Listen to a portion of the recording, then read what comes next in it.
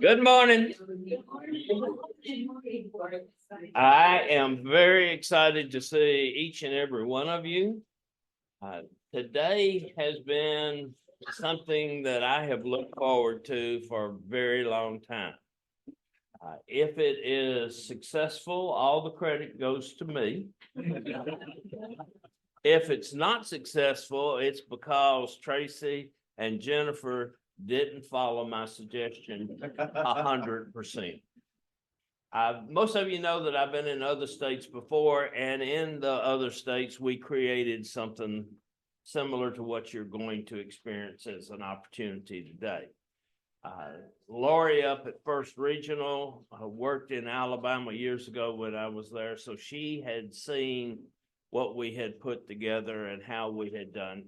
And we're in essence trying today not to necessarily duplicate, but we're going to use the ideas and go forward. One of the reasons I'm excited about this is so many of you employ somebody to help with your summer reading program, or maybe some other special event, Thanksgiving, dressed characters, Christmas, Santa Claus, whoever, whatever. Many of you have this opportunity to employ people from the outside that come in and do significant program work for your library, and it is of benefit to the community in which you serve. So that's what this is all about. This is trying to bring together some professionals who offer their services. You can get their name, their phone number, contact information, price schedule if they have one, whatever. It is an open forum for you to talk to them. If someone gives the pitch with regard to what the services are that they can offer, you be sure that you take advantage of the rest of the day as an opportunity to talk to them. Okay? That's basically all this is about. And I'm very hopeful that this is going to become an annual thing where we especially have an opportunity, and there's so many new faces in this room, an opportunity for staff people other than just the library director to see and participate in the selections of what we do and how we do for our clientele, especially for our young adult and our children. Okay.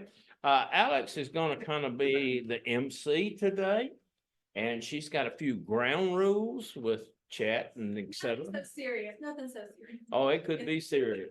Anyway, here's Alex. Hey, my name. You do not have to clap for me. My name is Alex Brower. I'm the Information Services Director here. Like Hewlin said, I'm going to be your MC today. I don't have a shepherd's crook, but I wish I did. If somebody goes long, I can, hook them off the stage. So we have a variety of performers here that were recommended by other public librarians. They're each going to come up and speak for about 10 minutes about the stuff that they offer. And I also have a little note on the agenda. It's a little happy surprise, as Bob Ross would say. The Hattiesburg Zoo is coming instead of Nature Nurture, which I love the Hattiesburg Zoo. I'm very excited. I am anticipating holding at least one animal today, so I'm pretty thrilled. And when the performers finish up in here, we have tables set up around the first floor of the agency where they are going to, post up, and you guys will have the opportunity when we break for lunch to go and speak with them individually. We're also streaming this program on Zoom. So if you are watching on Zoom and you have questions, please type them into the chat. We have Shelly who is monitoring our chat, and we're going to try and answer those questions as they come up, like in the moment. But if something happens and we miss it, we will follow up at lunch and go get that performer and get your question answered. So even if your question doesn't get answered right away, it will be at some point today. So speaking of lunch, I hope everyone remembers what they ordered. I'm sure that you all did. There wasn't a way to attach names to everything. You know what? It'll be, I saw your face. I don't remember either. It'll be okay. Whatever your heart leads you to get, that'll be fine. So I think, am I missing anything? Okay. So I think we can go ahead and get started. Oh, I'm going to be up here all day, just over in the corner. So I think we're gonna let our first performer just come up and maybe, get set up. And our first performer is the Magic Mr. Good morning. I'm head of marketing. I don't actually do the shows. So, but this is our baby Parasaurolophus for our dinosaur shows. And in your notes, it says that we do slime. We have recently taken out slime. No slime. No. We found that, when you're constantly sliming the same area, it gets slick, and that's just unsafe.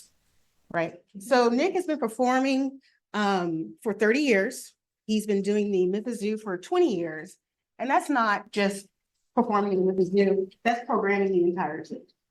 And when COVID hit, he decided to kind of up his game. And so that's when we got dinosaurs, we got science, we got mini golf, we got foam. And the number one attraction right now is the dinosaurs. We have a 50-foot Brachiosaurus that stands about 35 feet tall in the air.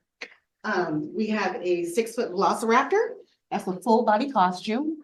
And the kids go crazy for Spike, and he does tricks and all kinds of crazy things with the kids. We keep everything family friendly and interactive with the audience. Do you have any questions? I hope y'all heard, she said foam. And if Foam. you were at the SLP training, there was a lot of foam. Yeah, when you say foam, how do you incorporate that with your program? Well, we have several different things we can do. We can do a foam run where you can actually put together the course, and I have video if you want to see it later on. And then we also have basically like a giant foam pit. But when Nick started doing foam, he didn't like the way the machines work. So being Nick, he redesigned the machine. So we sell this machine all across worldwide. And so that would be, can't remember the company, but Foam Master Pro. Our foam is a little bit drier. It's not as wet. We've taken out a lot of the preservatives and all the other stuff that people have issues with. So it's hypoallergenic. And I've worked with the foam, and I found that, just as a general tip, the only reason that someone might have an issue with the foam is if it's done on grass that has been like treated with a lot of chemicals, because it is soap and it's going to pull up, what's there. Yes, ma'am. So what age group would you training this program? Honestly, all age groups. Already? Yes.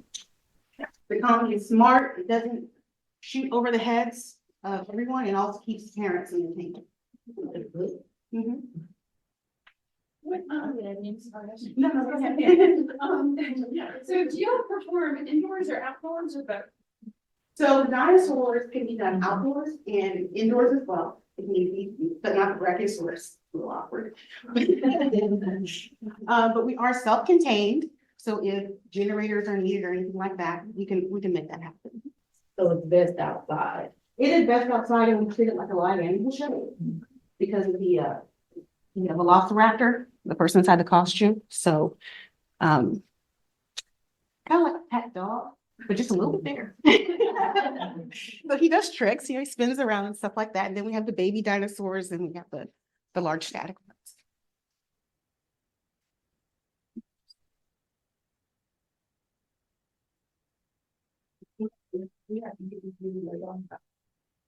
Yes, ma'am. So for those listening on Zoom, the question was, will they need to get with the presenter about cost? And so, yes, please contact Magic Mr. Nick about costs for the training. Correct. Like, the question. Go back on their very left. She's next to them. Okay. Also, I also want to say that if we can do several laundries around the same time, we can also cut down on some of the costs. That's really important. How long is the program? Well, it depends on which program you choose, but generally it's about 30 minutes. So the dinosaur program, is it just something where they come see the dinosaurs, or do you do something against dinosaurs? Or So with the dinosaurs, the static dinosaurs, they see the dinosaurs. But we bring out the dinosaurs one at a time. We give them stats on like their size and things like that, and then we play games with the dinosaurs. So like, for instance, if you don't mind me borrowing you. So like if you're a little kid, you feed the dinosaur.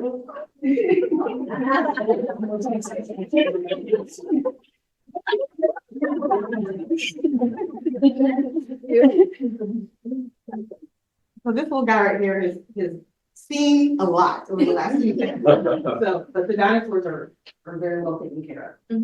Yes, ma'am. So we have a question from Jim. What about the weather?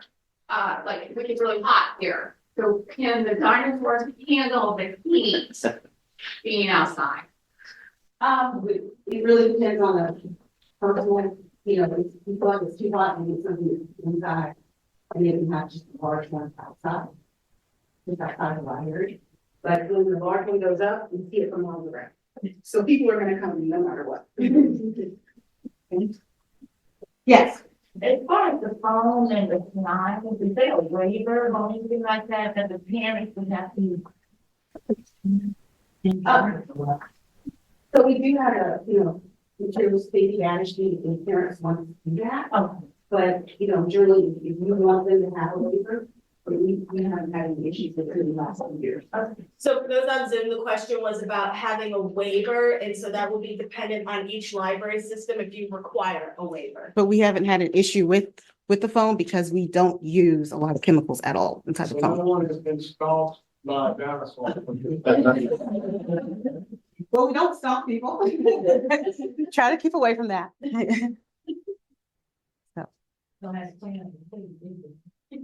There might be dinosaurs in position.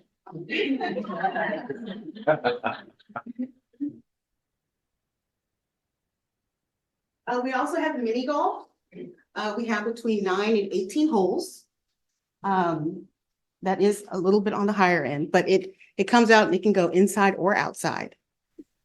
Then we also have, well, if you guys are really interested in the phone, the dinosaurs right now are our most popular. Next to that, the phone and the science. And because we do audience participation, everybody's included, which is a really big part. So the parents will love it too. Parents will love it too. What's the science program? Did you say science? Yes, ma'am.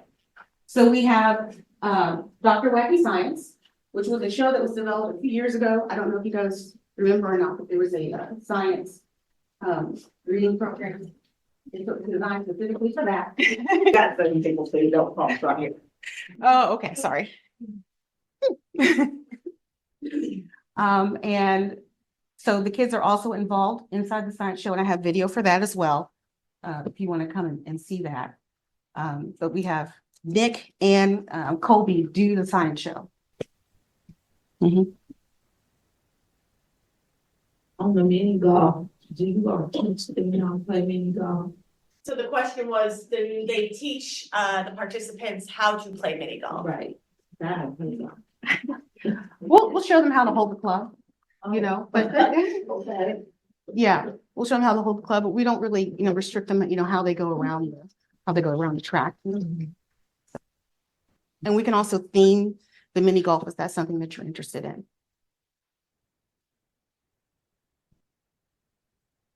I Yes, ma'am. just wanted to add that, Nick's magic shows are always geared toward our summer reading. Yes.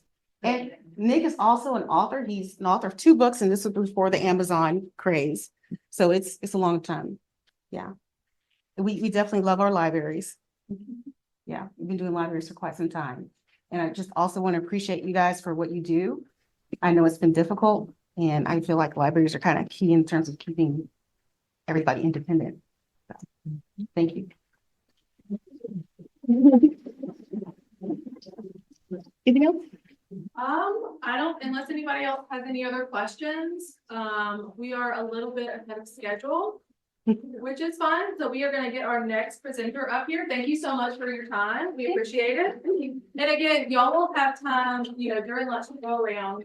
And also, you know, this is our first time doing this, so we're still learning. But for our presenters, if you will stay in front of that chair, that was not just to contain the dinosaurs.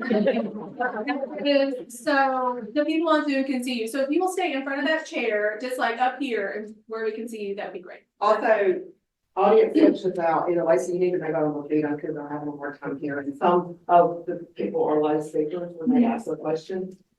And Okay, so we will have y'all asking questions. Lacey will repeat them. And we will. It's super loud, Yeah. that'll be fine. Yeah. Not everyone is a natural follower. All right, well, come on up. So next we have the Girl Scouts of Greater Mississippi. Hi, good morning, everybody. I am Catherine Woods, and this is Shante Cows. and we're here from Girl Scouts of Greater Mississippi. So we are both membership specialists, which means that we work in our community to recruit new volunteers and new girls throughout the year. We also support our Girl Scout troops, and in our communities, we work with people like you guys all the time.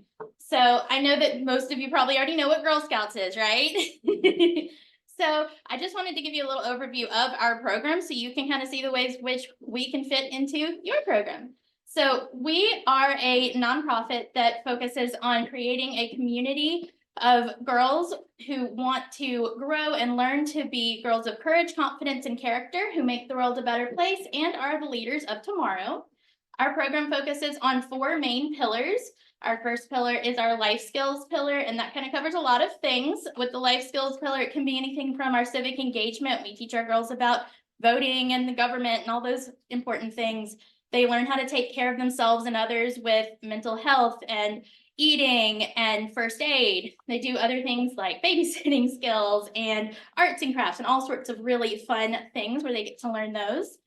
Another one of our pillars is STEAM. Everybody knows what that is, I'm sure, but we love our STEAM. We do all sorts of science experiments. We encourage our girls to ask questions and learn about their world and find ways to solve problems that they see. They learn how to build and do science experiments and learn all sorts of fun, exciting things through that.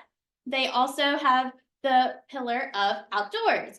And everybody knows that Girl Scouts love the outdoors, right? So we have 2 camps that they can go to in Mississippi. One is in Brandon, one's in Wiggins. Those camps are places where they can learn to canoe and do archery, arts and crafts, cook over a fire, all sorts of exciting things. But we do all sorts of other outdoors things throughout the year as well. We teach our girls how to take care of the plants and animals around them, how to make their world a better place that way, and take care of our earth. And now everybody knows our final pillar is entrepreneurship. Everybody knows about this part. What do Girl Scouts sell? Yes, and we can tell you, we are right smack dab in the middle of cookie season right now. Yes, we are. Oh my goodness. Honestly, it's kind of nice to be here because I'm taking a break from the cookie madness. Right now, we are in the middle of our cookie season, and everybody knows cookies are important to Girl Scouts. But the main point of that is not just to have a really yummy, awesome cookie and sell it. It's because it teaches our girls skills. With our entrepreneurship pillar, we teach our girls and our community people and a lot of skills around money management, people skills, communication. We teach them how to budget and plan for the future. Our girls are encouraged to have lofty dreams and shoot for the stars, and they want to go on cool adventures and do fun things. Every 3 years, we have a national convention for Girl Scouts from all over the world, and it's a really exciting thing for our girls to want to go to. There's over 10,000 people at the last one. And they get to meet people and do fun things. And also some of them get to experience kind of the government process there where they get to vote and really make change in our organization as a whole, just as girls, which is really fun for them. But obviously it costs a lot of money to do those things. Last year it was at Disney. Next year it's going to be in DC. So our girls don't want to go on adventures like that. They say, all right, I want to do this. How many cookies do I need to sell to make that happen? And they set goals for themselves and they make it happen. So it can be really awesome and exciting for our girls to learn those things. There's all sorts of other experiences here in International that they get to do by doing that. We also have a fall product program where they sell chocolates and nuts. Not as many people know about that because we don't have booths, but they sell on cards and in their online stores, and it's another opportunity for them to learn those skills. And don't worry, you will see booths starting next Friday. Cookie booth season starts on the 9th, so it's about halfway over, and then we'll be ready to go for the rest of the year.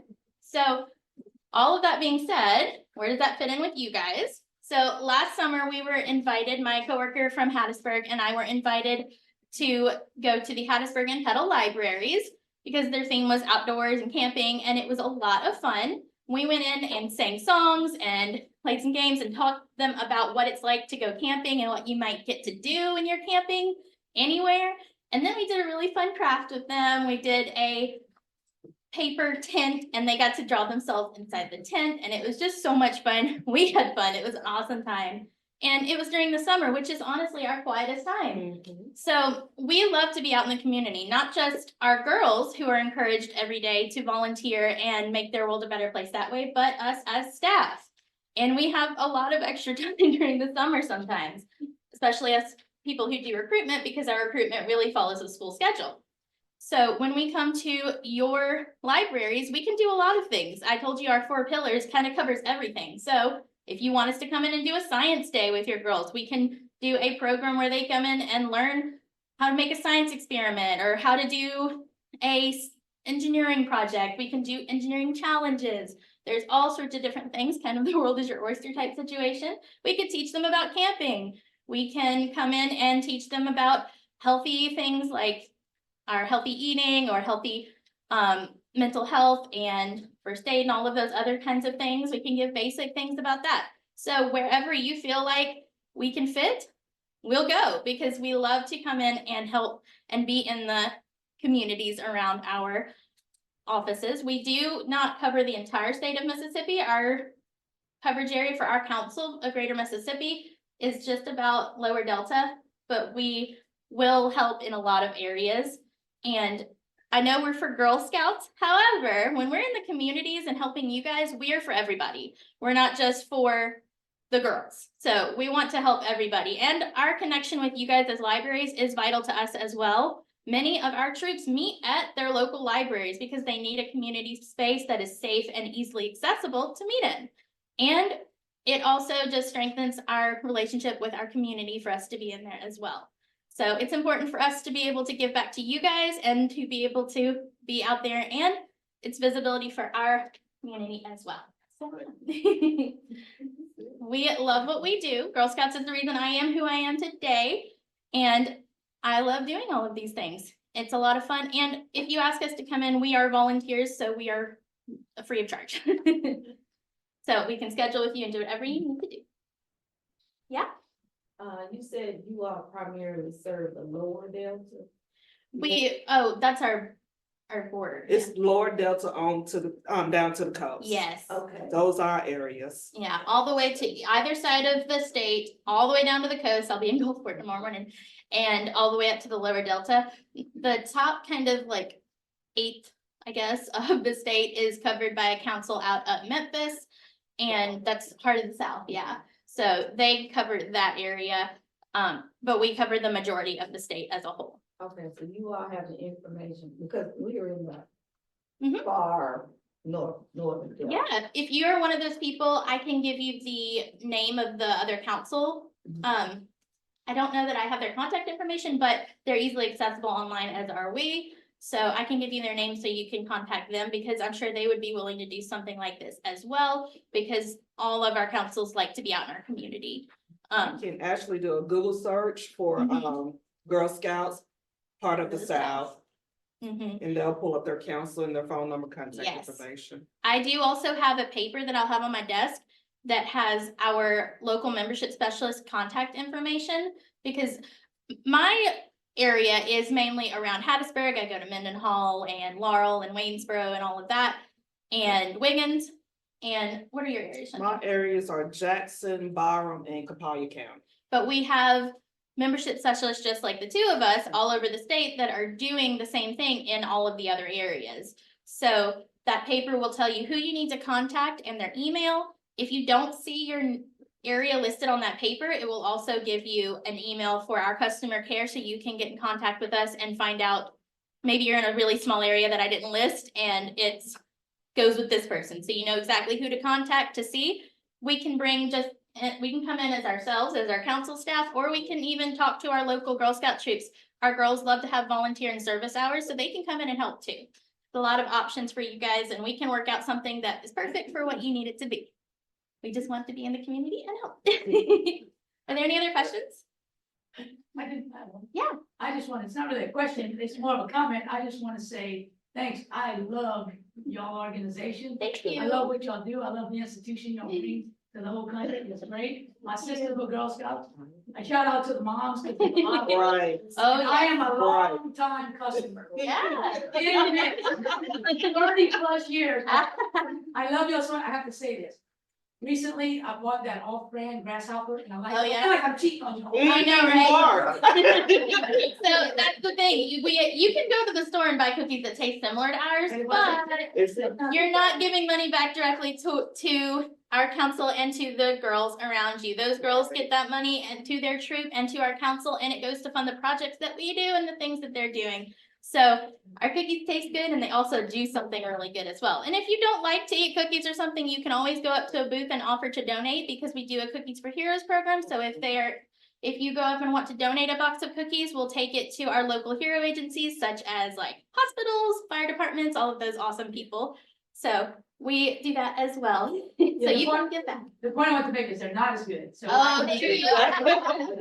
Thank you. We do love what we do, and we are very passionate about our program and what it can do for girls and for the community as a whole. If you guys ever want to volunteer with us, we take men and women. If you're an adult and you want to help out, it's totally fine. My dad is a Girl Scout dad, and he is very, very proud of that.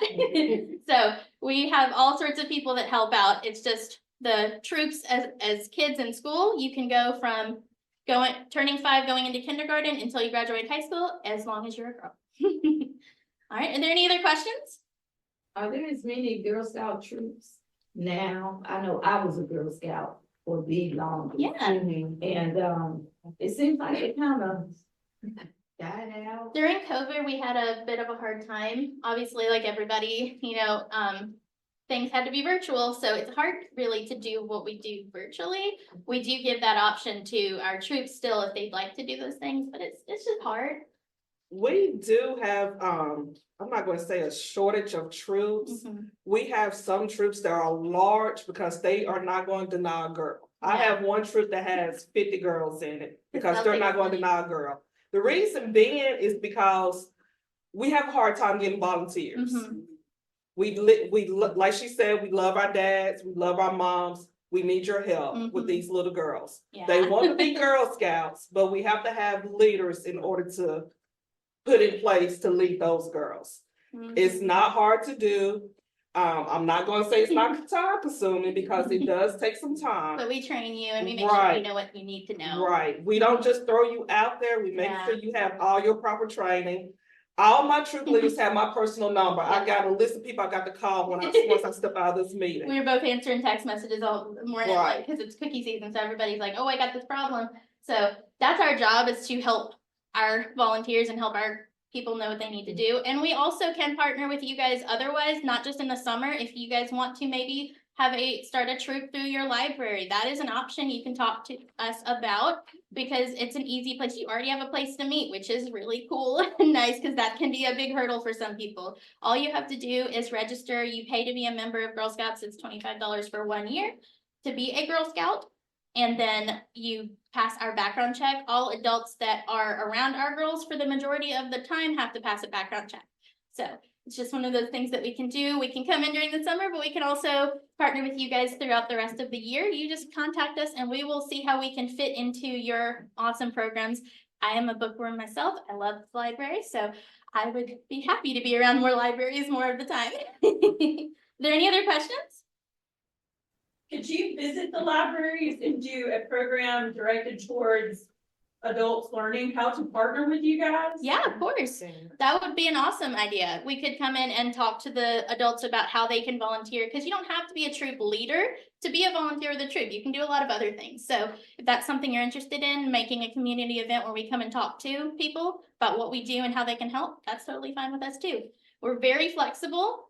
If you guys want to do something, just contact us and we'll see if we can make it work.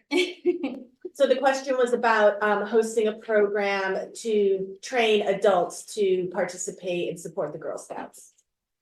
Yes.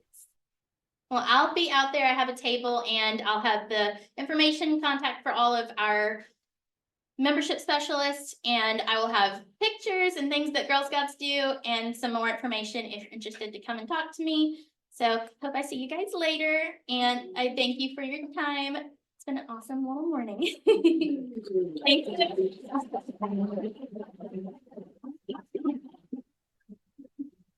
All right, so Freedom Ranch is here in the building. I think they just need a couple more minutes to get in here and get set up. So if you want to grab a snack, now is a great time to do that. And as soon as they get in here and get set up, we will let them start off. We are ready. All right, good morning. How are y'all doing? Good. Well, my name is Chrissy Hamilton. I'm the founder and director of Freedom Ranch Wildlife Center. And it is an honor and a privilege to be here today. I see some familiar faces that I'm very happy to see. I know that you guys have a choice in animal programs, and I am honored that you guys have chosen us for 9 years. We've had 9 years of traveling in Mississippi libraries. We're looking forward to our 10th year. We think it's going to be the best yet. Now with me is Miss Rosa, the Great Horned Owl, and I'll talk more about her in a little bit. But I first just wanted to say what I have found that the state of Mississippi is definitely the hospitality state. I'm originally from Alabama. I lived there half of my life, a little bit less than half of my life, but I've been here since 1999, so I feel like Mississippi is home. So we like it right here in Mississippi. So a little bit about Freedom Ranch Wildlife Center. We do specialize in birds, especially native birds of prey like Miss Rosa right here. And we like to specialize in birds because we feel like birds are kind of ignored and kind of looked over. But a lot of people don't realize that in your car, in your backyard, in fields, they're everywhere. They're underappreciated, and they help us so much out in the wild. So we are all about education. And I do realize there has to be an entertainment element to this education part, and I do like that entertainment part, and we do try to be as hands-on as we can, because I realize that we reach a very varied age in summer reading programs from 2 to 99. So we try to make it interactive for all ages, but we do have education first. We do have other animals. A lot of times our programs will be entitled Raptors and Friends.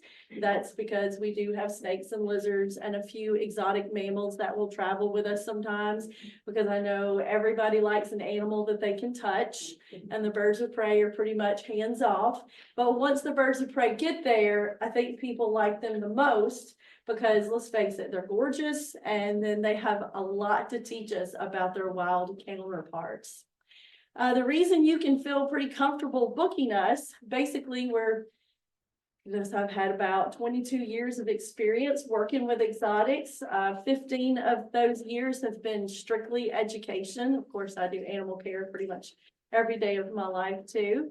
And also the animals are well cared for. We're not an animal group that purchases animals every single year, and those are the animals we stick with, and then you might get those animals sold off or something. Once the animals come to Freedom Ranch, they're there to stay for retirement. A lot of times we have taken in, 85% of our animals are either deemed unreleasable or they're discarded pets.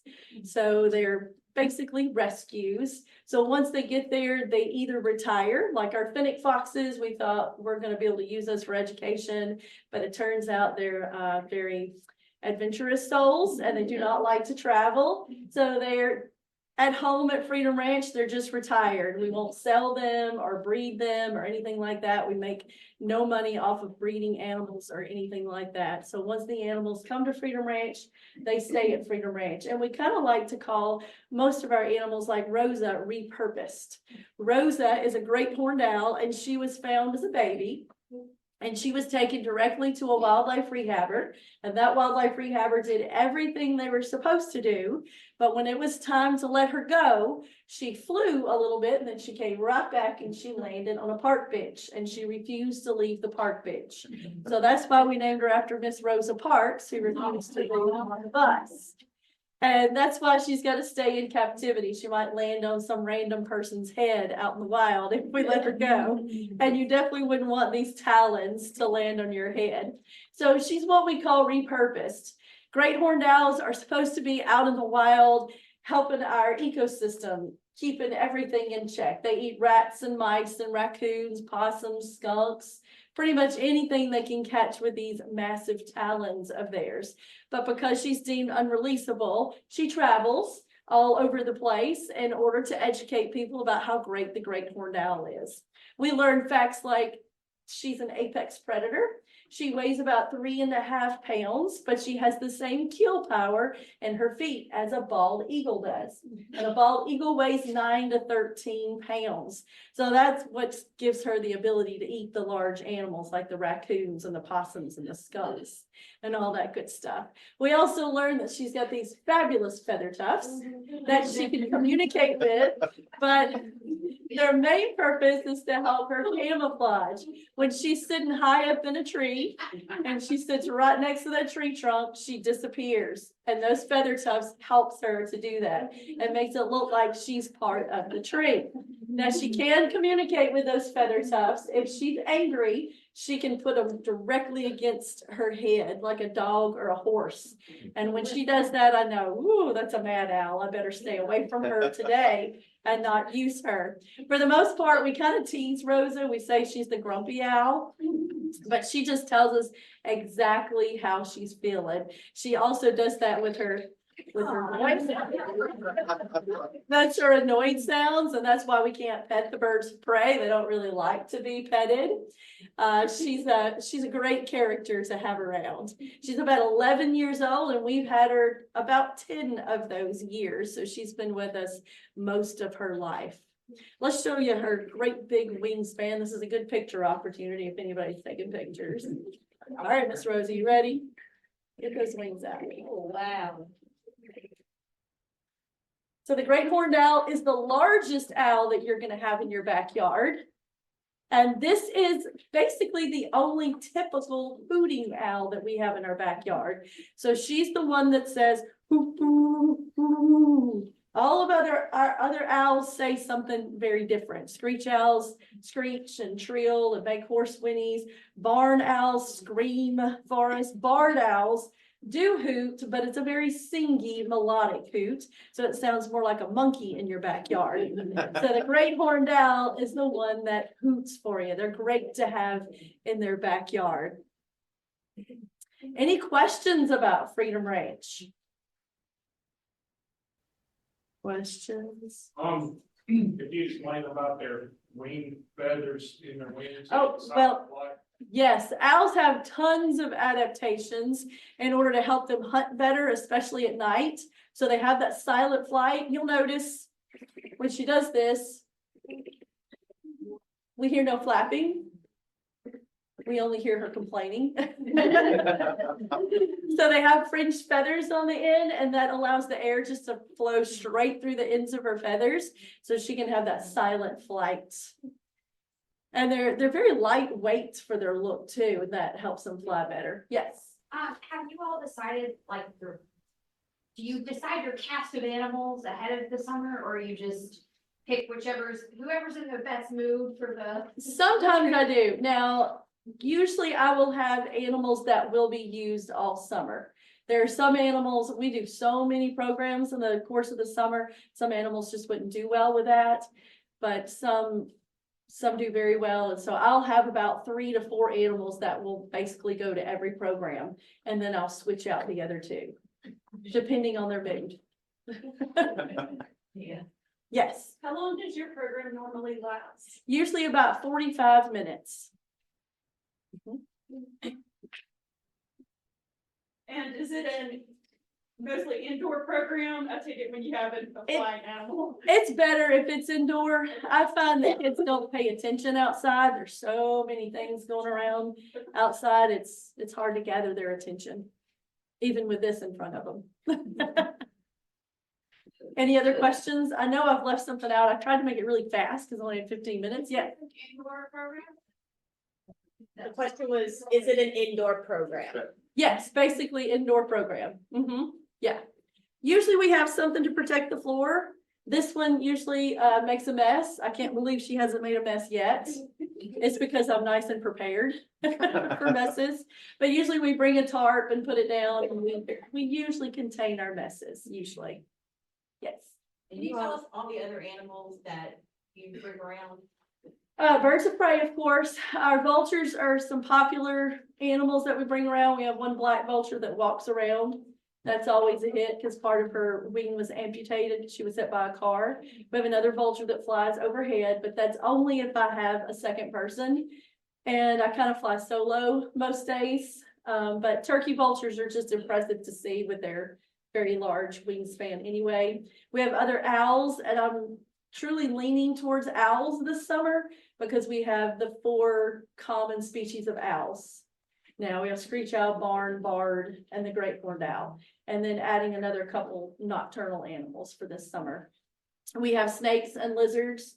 Our Patagonian cavy is pretty popular. He travels a good bit.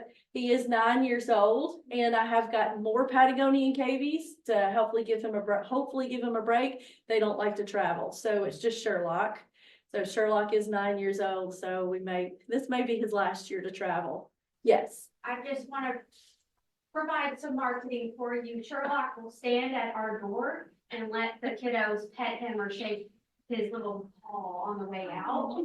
Sherlock is very gentle. But you do have like a pair of groundhogs or something? I have a prairie dog, yes. She got loose in our library. It was the best thing I've ever heard. After the children left, so it didn't interrupt anybody's day, but Yeah. 10 out of 10 recommend. I will make a comment about that though, because we don't go out. I kind of feel like the exotic animal world is kind of getting exploited at the moment. And we don't buy very many animals. I'll probably buy an exotic animal every few years.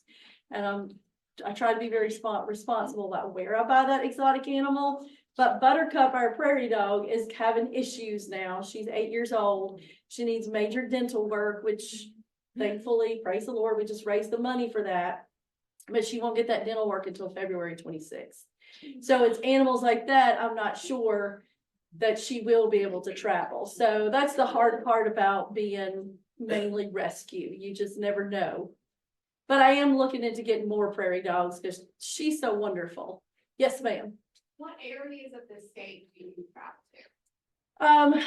Well, right now I'm booked about 4.5 hours away from Purvis, Mississippi. So apparently I'll go just about anywhere. The question was, where will they travel? And the answer was just about anywhere. Just about anywhere, exactly. Yes. You're based out of Purvis. I'm based out of Purvis, Mississippi. And we have higher travel rates for the further away you are from us, just to help us out a little bit. We are a nonprofit now that helps us get a few more donations and apply for grants once I have time to apply for grants. So hopefully that's going to help us out a lot. And then we are a full-time animal program. We don't just do this in the summer. I travel all year around. I travel to schools, churches, scout programs, homeschools. One of my main programs is our preschool program. And I'm in 10 preschools, September through May. I go every month to these 10 preschools. I take 3 different animals. They see things from owls to snakes to lizards to prairie dogs to cavies to rabbits. It teaches the little bitty ones to appreciate animals at an early age. We teach them early life science curriculum. So hopefully before they go into kindergarten, they know what a reptile, a mammal, and a bird is. That's my goal in life right now. But the main point of that is so that they can be gentle with animals. So they'll be gentle with people too, and they'll appreciate and love animals, even a snake. And that way, once they're adults, they won't run out of a room when somebody brings a snake out of a box. So I love our preschool program. It's pretty popular and very active. Any other questions? Any questions about Rosa? Did I cover everything about Miss Rosa? I wish she would hoot for y'all. She's got a very powerful hoot, but she saves her hoots for the middle of the night. And if we have, maybe, if we have an early morning program, she may hoot right in my face, like in protest. Like, I just went to sleep, lady. Rosa's kind of funny. She has to see out of the van, which is really weird for a bird of prey. Usually that scares them to death to see things moving fast by them, but she has to be right behind my seat so she can see out. So she's loving today. She's the only one on the cart, so she can see everything and get to go in the same direction we're going in. Not She's- as weird for her as it is for the other people. And you can imagine me at drive-throughs. It's quite entertaining. It's a joy. That's right. Any other questions? Yes, ma'am. In our library last year, the kids really got a kick out of how Rosa turned her head. Mm-hmm. And you know how she could turn it so many degrees. Yes, ma'am. Area. 270 degrees. Thank you for Wow. reminding me about that. Yeah, the full circle is 360 degrees. She can turn her head 270 degrees, so almost, but not quite. They have extra bones in their neck to allow them to do that. We have 7 as a mammal. She's got, I think, close to 13 bones in her neck. So that allows her more flexibility in her neck. And she's got a special blood vessels and all that so that she can turn and continue the blood flow to her head as she turns almost all the way around. The reason she's got to do that is because she cannot move her head, her eyes in her head at all. So we can look up and down and to the sides. She cannot do that. So that's why she's got to turn her head almost all the way around. And then I'll let everybody in on a secret. All birds can turn their heads 270 degrees. It's not just owls. Owls are just really popular for it because of those giant eyes. They kind of follow you around. But pretty much all birds can do it. Thank you for that. I forgot that wonderful fact. I usually a kid asks me about that. So, any other questions? Okay. I think Well, we're good. I Thank you will- so much. I thought she was about to make a mess. I will see you guys at 12 and y'all can ask questions away.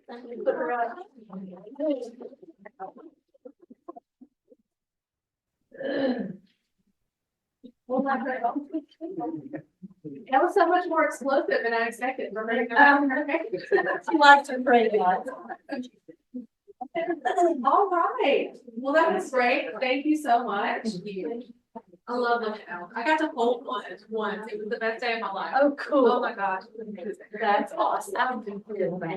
No, it was great. It was a big owl too. It was like probably this, I don't remember which kind it was. It was like this tall. I mean, your Asian eagle out? That sounds right. Yeah, it was huge. It's great.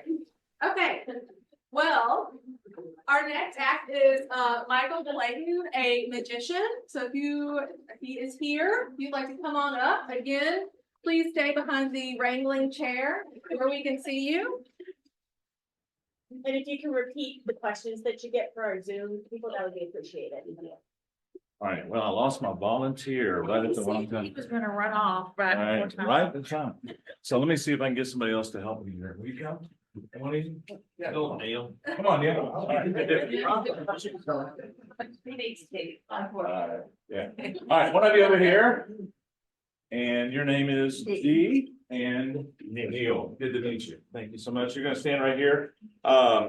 We have, you're gonna be my dancers, okay? So we've been.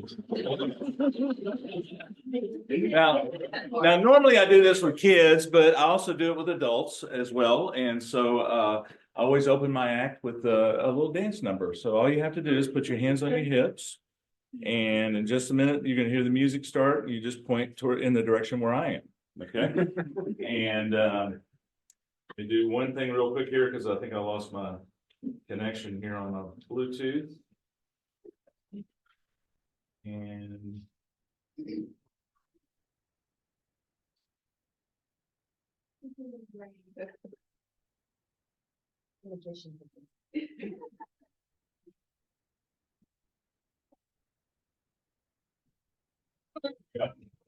all right, good.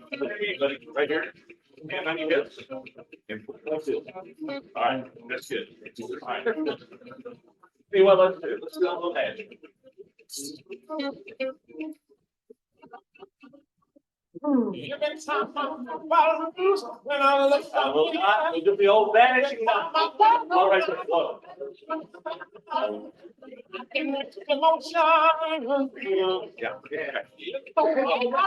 Whoa, look at that. She had onions for breakfast. Yeah.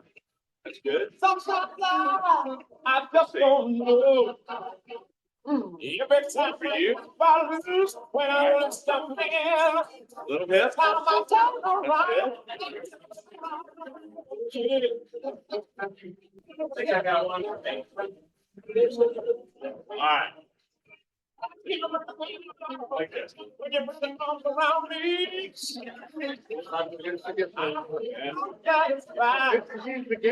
I know where all we go are. This is old school. All right, I'm from the. That's okay. All right, hey, these don't match. All right, let's do this. Anybody have point this way? Carefully. Tie these two together. All right. You've ever seen your hand point like they do on the shopping network? Don't let go. Smile real big. There you go. That's good. All right. Open yours up. All right. Thank you, audience. Right here. Like this. That's a different kind of show. Go the other side. Just hold it like that. Show the other side. There you go. Show this side. Show that side. How many sides is that, dude? All right, I'm gonna do a ball. Let's make a ball. Okay. I'm gonna fold mine up into a pocket like this. And you probably got inside. Go in. Go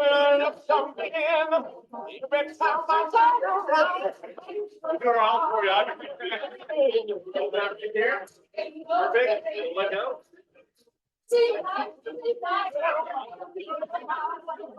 Everybody on the count of three say go. 1, 2, 3. It's a little teleportation. Kind of like being on Star Trek, the transporter trick. There you go. Big.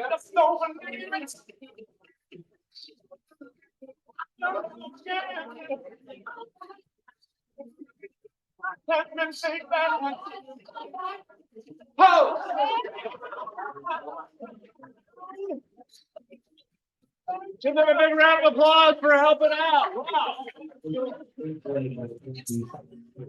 Good. Y'all did great.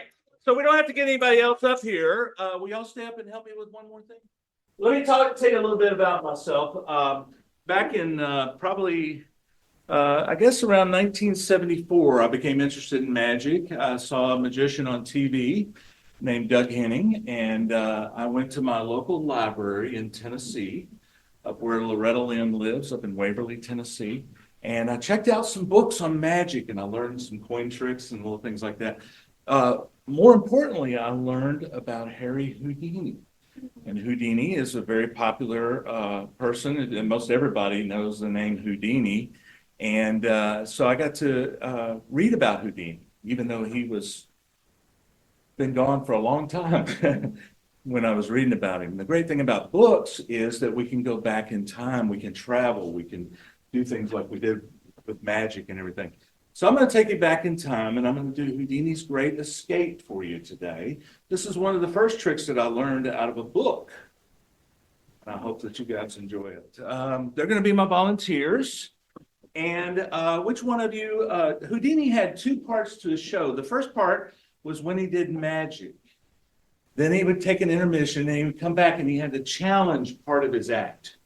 And this is the part where people brought things from the audience, like handcuffs or a safe. Company would come and bring a safe and they would lock him inside. Did you bring a pair of handcuffs today? And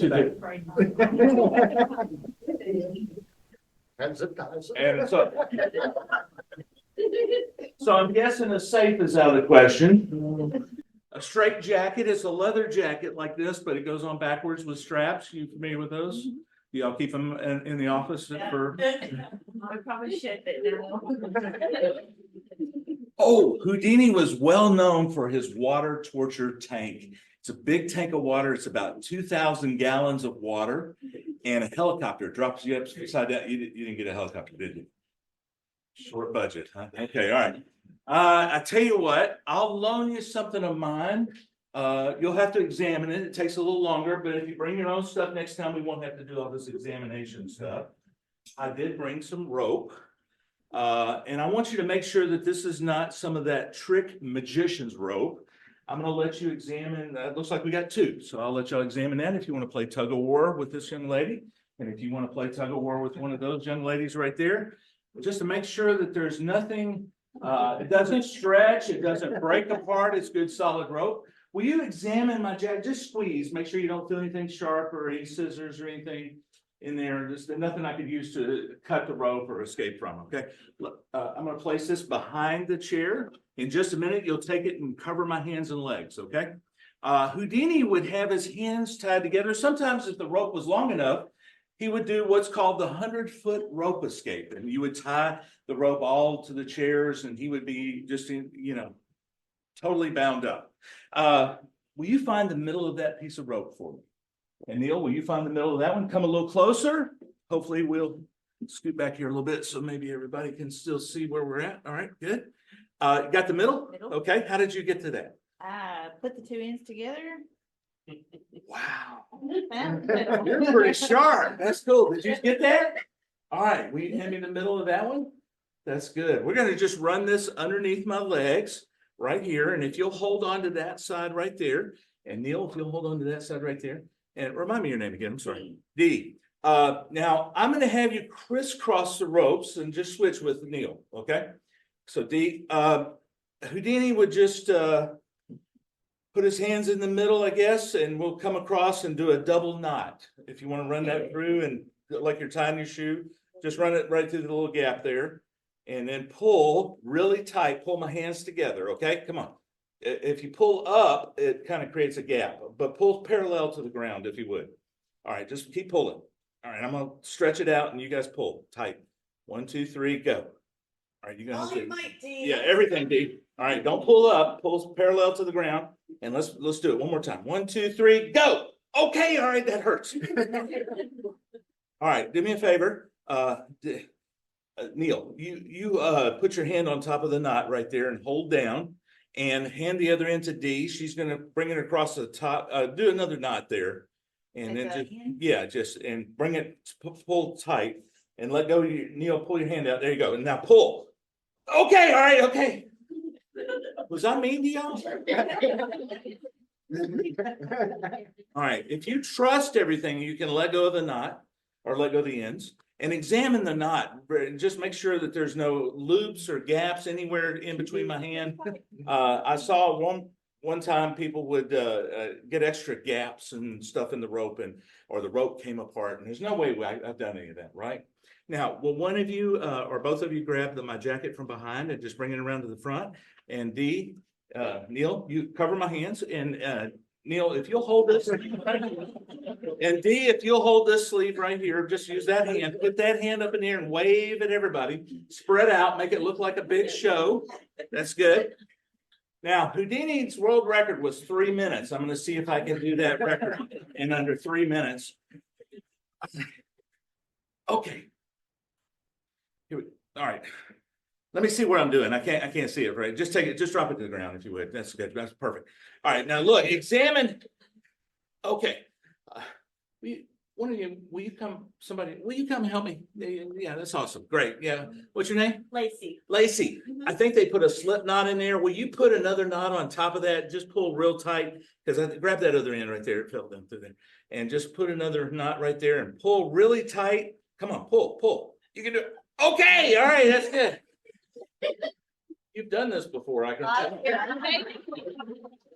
You can go have a seat. All right. D and Neil, will y'all grab the jacket and bring it up to the top? And just keep in mind that we're going to try the world record for 3 minutes. Remember, hold the sleeve right here, D. And I'll hold that. And wave at everybody. Make it look like it's part of the choreography. Okay. Now, 3 minutes. I think is this second hand working, or somebody got to watch with the second hand? Time 3 minutes. The clock works, but yes, we have one. Okay, you got one right there. All right, Neil, You still got your wallet? You do? Okay. I don't know D that well. Okay. You did. All right, we're gonna try the world record. 3 minutes. Let's see. I'll start a time. You stop. Okay, take it off just for a second. I don't want them to think I've cheated already. Just drop it down just for a second. Let's see where we're at. That's okay. That's all right. All right. Okay, here we go. Wait. Cover me up. Here we go. Whenever you're ready. Go. You got. Oh, you're not gonna give me a countdown or anything? Oh, we can. 3. Well, just forget the whole thing. I don't even want to do it. Give them a big round of applause. Thank you so much. You did wonderful. Thank you very much. Thank you. Well, what can I say about my show? My show is 100% audience participation. I don't like standing up and producing cards and all this kind of stuff. I do that, but I always bring somebody else and let them be the star of the show. Let them participate. Just like you guys, normally I would have had two groups of people coming up and doing that.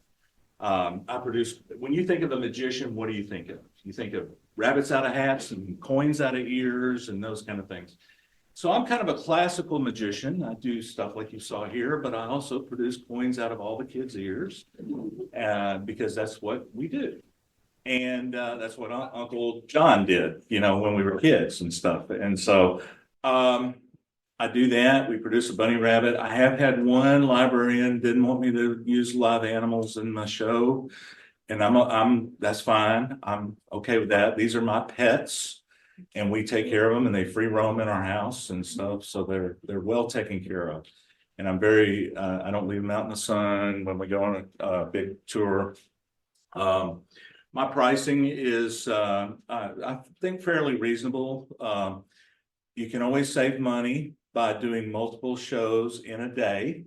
So if I'm in South Haven, and if I have to go to Tupelo, Mississippi, or if I have to go somewhere like that, usually I'll try to do 2 or 3 shows in a day.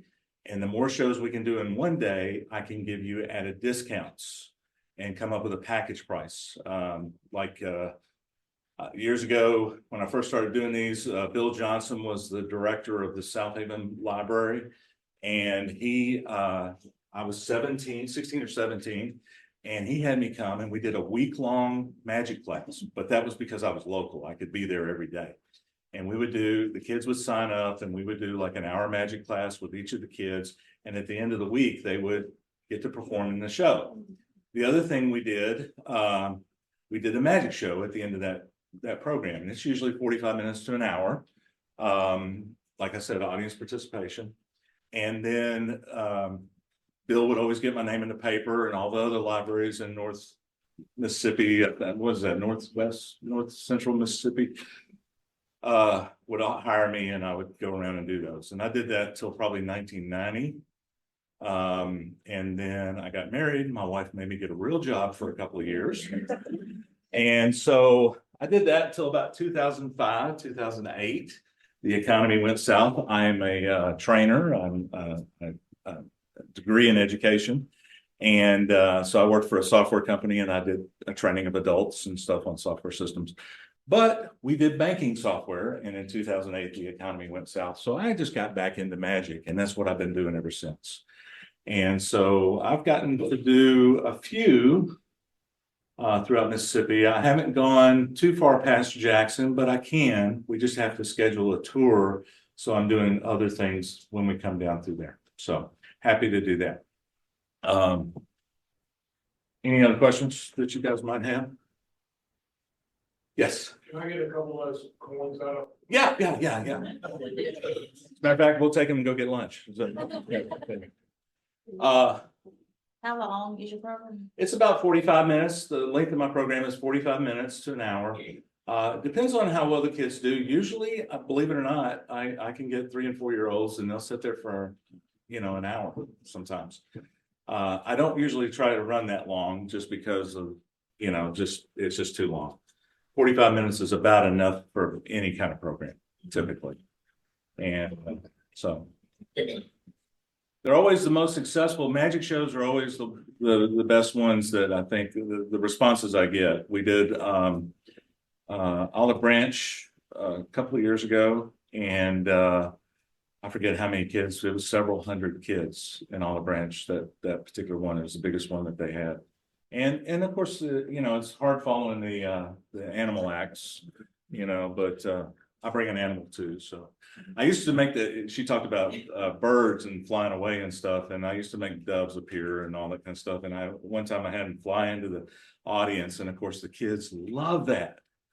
And so they would draw me pictures and stuff of the bird. We liked it when Fred flew into our Bob's hair or something like that, you know. So, but I don't do the birds anymore. My wife won't let me have them, but we do have bunny rabbits. So, and I always let the kids pet and take pictures and that sort of thing.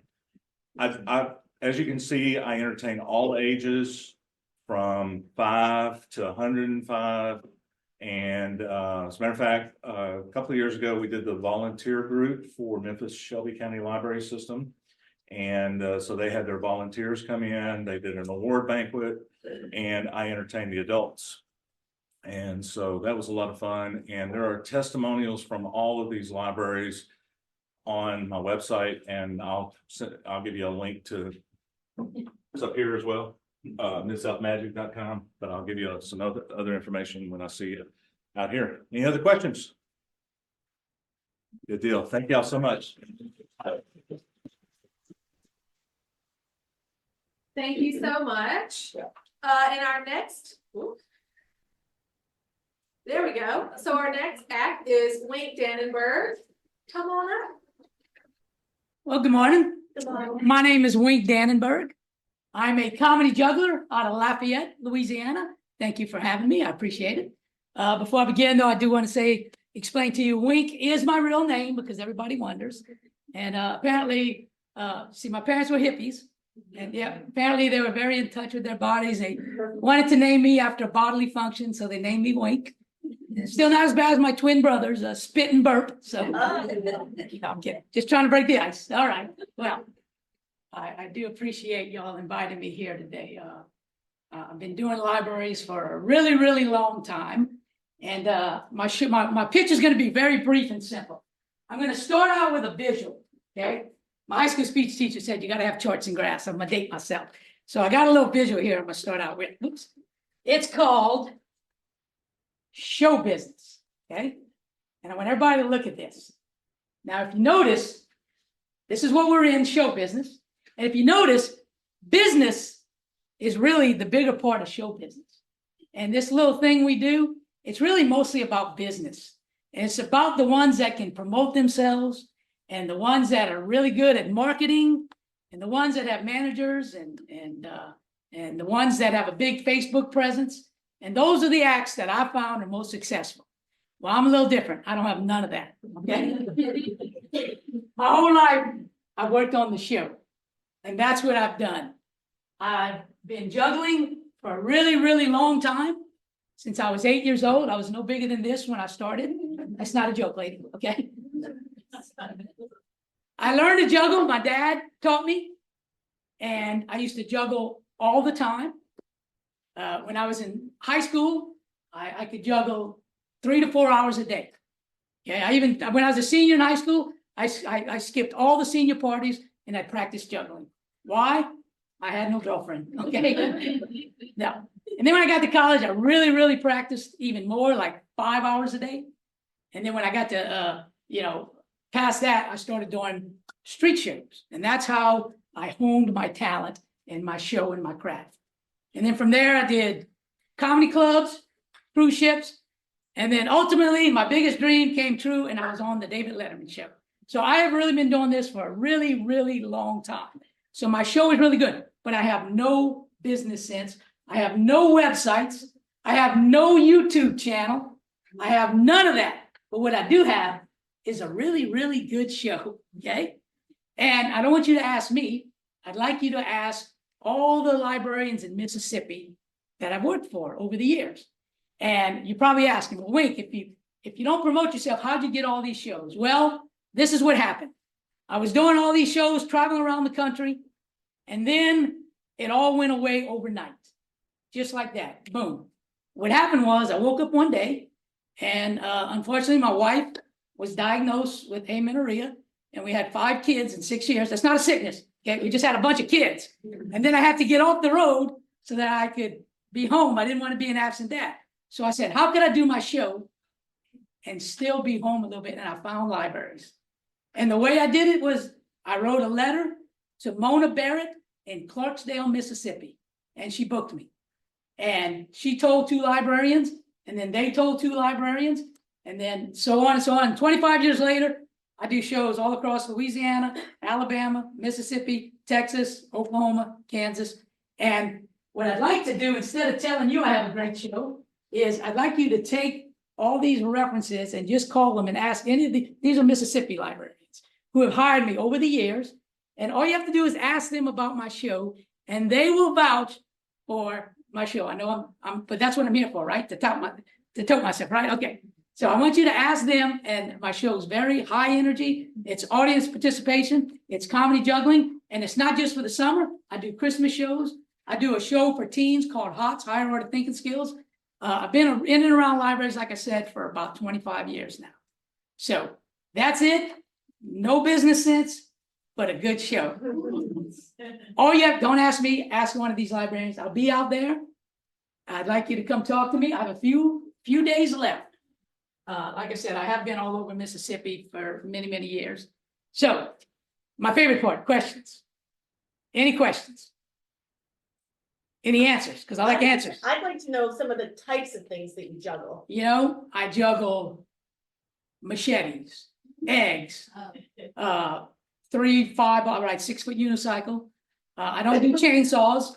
I've tried that. Yeah, I've tried that 3 times. So I don't do chainsaws. No, but yeah, kind of your standard balls, machetes. I do torches, but I don't do torches inside. So don't worry. So. Any other questions? Yes. Did you bring in juggling today with you? No, I did not. You know why? I'll tell you why, and that's a great question. Because I wanted to focus on the show part, and the fact is that I like presenting my show live, and it is for all ages. Now, I know you're probably thinking you can't juggle, but trust me, I don't want to sell you. I don't want you to believe what I say. I want you to talk to the other librarians who have booked me over the years. So that's why I didn't bring anything. I did not bring a single thing to juggle on purpose, because I wanted to sell myself just as pitching what I've done. So. And for those of you on Zoom, we'll make a copy of the references available to you all. Okay, yes. Can you elaborate more on the teen show that you just? Yes, absolutely. So it's called HOTS, Higher Order Thinking Skills. It's to teach kids how to think, not what to think. And I have a lot of energy. When I'm doing my show, I'm all over the place and I'm running around, and it's all original stuff. It's stuff that I've created over the years. That's all mine. And we play a lot of higher order thinking games. Think of Bloom's taxonomy, the pyramid of higher order thinking. And I get them involved. I have a really good talent for doing these friendly competitions where they don't even know that there's winners and losers, but at the same time, trying to teach the kids that it's okay to lose. You gotta, win with grace and lose with dignity. And that's part of it. So I found that, the shows that I do are for a good mixed audience. The adults like them too, because I throw in some of my comedy club stuff. But what I found was that there's nothing for those teenage kids. They're awkward. They don't want to go to the show because they think they're too cool. But when they do come to my show, they like it. But you can't get them there. And so I kind of developed this over the years. I do it in schools. I do it for summer camps. So I would like to, you can talk to in East Baton Rouge Parish. I've done it a few times over there. Tamra is the lady, contact lady over there. So anything else? I know it's unorthodox the way I was pitching this, but this is what I decided to do. How long is your average show? The average show is basically like everybody else. It's about 45 minutes. When I have a big crowd and you're on a roll, it goes a little longer. But sometimes I'll go and do a library and there's 5 kids. Right. And I can, stretch that to about 40 minutes, because I do some audience participation, and it's tougher when the audience is smaller. But 45 minutes is a good, solid length of time, about how long it is. I also do juggling workshops in libraries where I can teach up to 30 kids at a time how to juggle. I have all the equipment. So, okay. Well, we had you at Carnegie this past summer. Did you like me? Well, I was here. But, No, they like me. They- That's where Mona was from originally. right, Right. and you work with Tamara. And, I have a picture that she sent me while I was here, and it was about 65 people in attendance. Yeah, no, you So- get some decent crowds. Yeah, it was. But you can ask her librarian, they did like me over there. Yeah, I asked her, I said, well, is he worth, inviting back? And she said, definitely, the kids love it. Okay, great. That's what I needed. You just sold me. Thank you so much. And here's that dollar we promised to give. So, all right. Thank you all for your time. Appreciate it.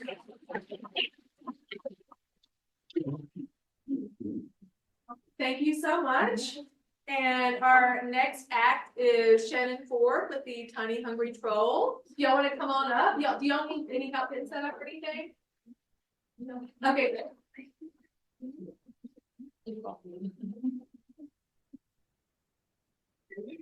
Thank you. Good morning. My name is Shana Ford. Pen name is Rickquel Rose. I just to give you a little brief summary about myself. I am a wife, a mother, a teacher, and just recently an author. I wrote a book called Tiny Hungry Troll, and it is about me and my husband being new parents. They tell you, oh, it's good to have a kid, you'll be excited, but they do not tell you the things that come with it. My firstborn little girl, we brought her home, and I promise you, she cried the first night every hour. And I was like, oh my goodness, Lord, is this what I prayed for? But we got through it, and with that, I wrote a book, and in 2020, I just brought back a lot of emotions, because during that time, I know a lot of us, we were dealing with COVID, a lot of uncertainty, a lot of frustration, and I was feeling really down. And my husband said, I feel like you should write a book. And I knew that was his way of saying to get me out of what I was going through, because I lost a lot of family members during that time. And he knew I loved to read. And he was like, you should write a book. And I was like, I don't know. And my brain was just on writing a novel. But then it came to me, and my faith, God was like, you teach children, right? And I said, yeah, I do. He was like, well, just write a children's book. So that's where it came about. So in the story, me and my husband start off as trolls, because those emotions, everything that you go through, you're not quite sure. You're trying to decipher and figure out what's going on. And as we try to parent and nurture her the best way we know how, we turn back into ourselves at the end of the story. And I said, okay, well, now I have a book. What do I do with it? So I said, okay, maybe I should do story times. That's bringing my teacher in me out. During my story times, I'm very interactive. One of the buzzwords in education right now is social emotional learning. And I feel like that is very important, because sometimes as adults, we forget that the kids have the same emotions we do. They get angry, they get frustrated, they are happy, they are sad. And sometimes they don't know how to handle that. So with my book, I read my book, and I also talk to the children about how it's okay to feel, how it's okay to be angry, how it's okay to be upset. But the way you handle that it tells a lot about yourself, how to cope, how to breathe, how to do things just to calm you down. And I have seen that a lot in teaching. I have been teaching for 9 years. I usually get the special, I call them my special babies. I usually get the special case kids that have ADHD, that have behavior issues. And I don't focus on what the label that they have. I focus on, okay, what can you do? What are you good at? Let's bring those things out so that you can try your best to be a positive person. I think that's it. I hope you bring me to your library. I've done maybe 2 or 3 library presentations. Like I said, my story times are very interactive. I read my book. I also bring in other books that talk about social emotional learning. Another reason why I wrote this book, because as you can see, I am African American descent, and I wanted to show just not my face, but you can write books as well, because I feel like representation matters. It does. They need to see themselves in books. They need to be able to say, hey, I can do that. And not just me, not just being a Black young lady, but other kids as well. Is there any questions? Will your book be available at the table for us to come to? Yes, I only brought a few today because of the ice storm. It just got delayed, but I did order them, but they were not going to be here in time. I have a few. You can purchase them on Amazon. Okay. And where are you based out of? I am based out of Tupelo, Mississippi. And I'm willing to travel. Yes, ma'am. How long is your program usually last? The teacher in me will tailor it to whatever time you need. I have done 10 minutes, 15 minutes, because I know little kids, they get a little antsy. So that's where I also bring in movement with my story times as well. So we read a book, I'll say, oh, okay, let's get up, let's move, let's dance. We'll read another book. So I just kind of tailor it to whatever time you need me to do. Yes, ma'am. Does your book appeal to maybe some of those older kids, not just the smaller? I'm thinking about, I'm sorry. Like that fourth grade, 5th grade area, because you know that's a rough area. Yes, and I've been thinking about that because my book now goes to ages 3 to 8, and I was really thinking not too long ago thinking about that, like how can I bring in the older crowd as well, because they need that also. Yes, ma'am. Could you read a little excerpt from your book? Yes, I will.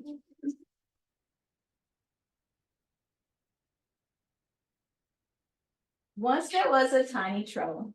The tiny troll loved food very much. She loved all kinds of food: warm food, cold food, messy food, tasty food, and even colorful food.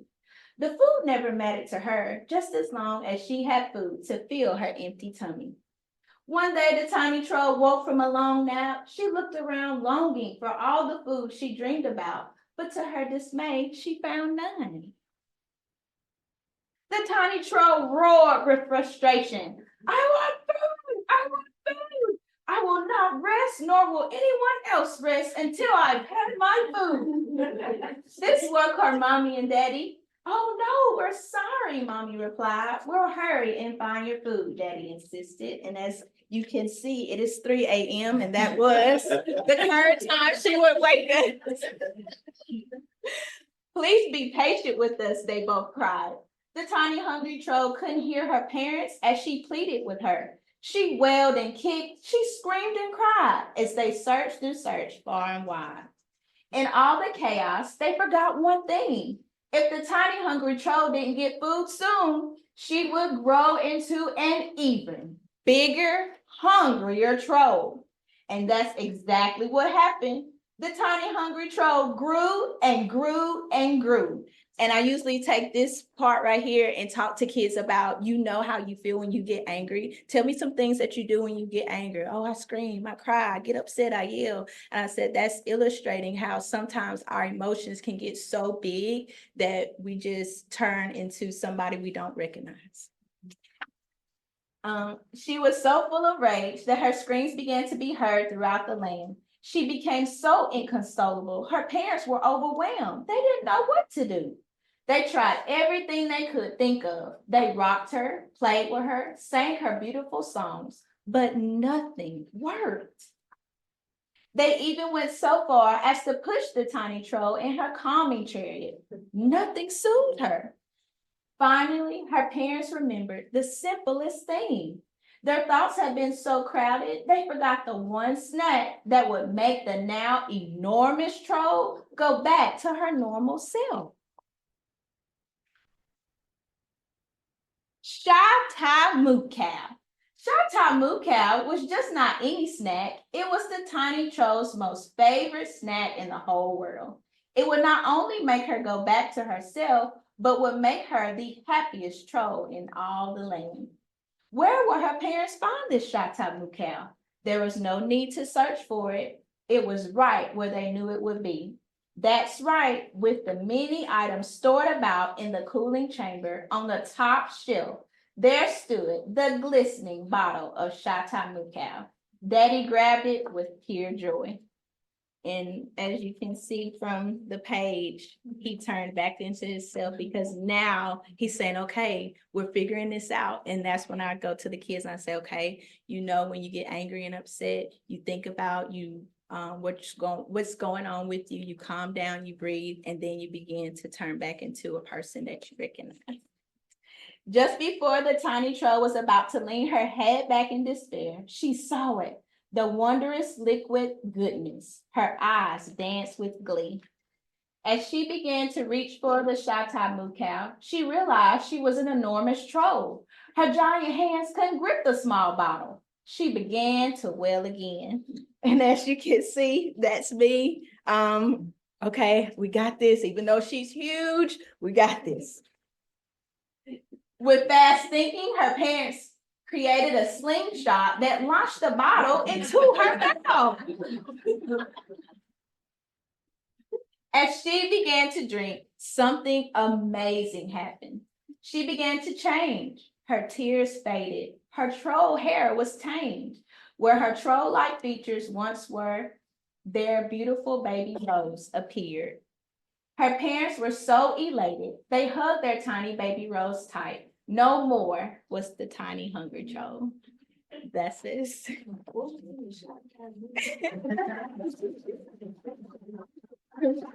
And my pen name is Rickquel Rose, and I chose that name because that's my middle name and my oldest baby's name put together because this is something special and dear to me. Yes, sir. Who's your illustrator? My illustrator is Chastity Hampton. She is based out of Atlanta, Georgia. You did a great job. Thank you. Yeah. Okay, the story behind Shata Moo Cow. So when I was little, my mom said that we really didn't like to drink milk. So she thought she was always very creative. So she told me, she was like, oh, you know, a special milk comes from cows. And I was that, oh, what? And she was like, if you drink it, it's Shata Moo Cow. I said, ooh, Shata Moo Cow, fancy. So that's how she got me to drink my milk, and I put it in the story. Any other questions? Yes, a mama trick, which I am learning mama tricks. Any other questions? But just one last thing. I really do feel like story time is needed a lot, just because kids are getting away. They use a lot of technology. And just for me growing up, reading stories was a big thing. I am a avid reader because of people reading to me. So I feel like that's very important because I feel like sometimes we lose our kids with technology. Not to say technology is bad, but just hearing someone read to you, changing those voices, relating to you is a big, big thing that I feel like needs to come back. I appreciate that you work social emotional learning into your programs, because we talk a lot about mental health for adults, but mental health is also so important for children, and so I really appreciate that about your story.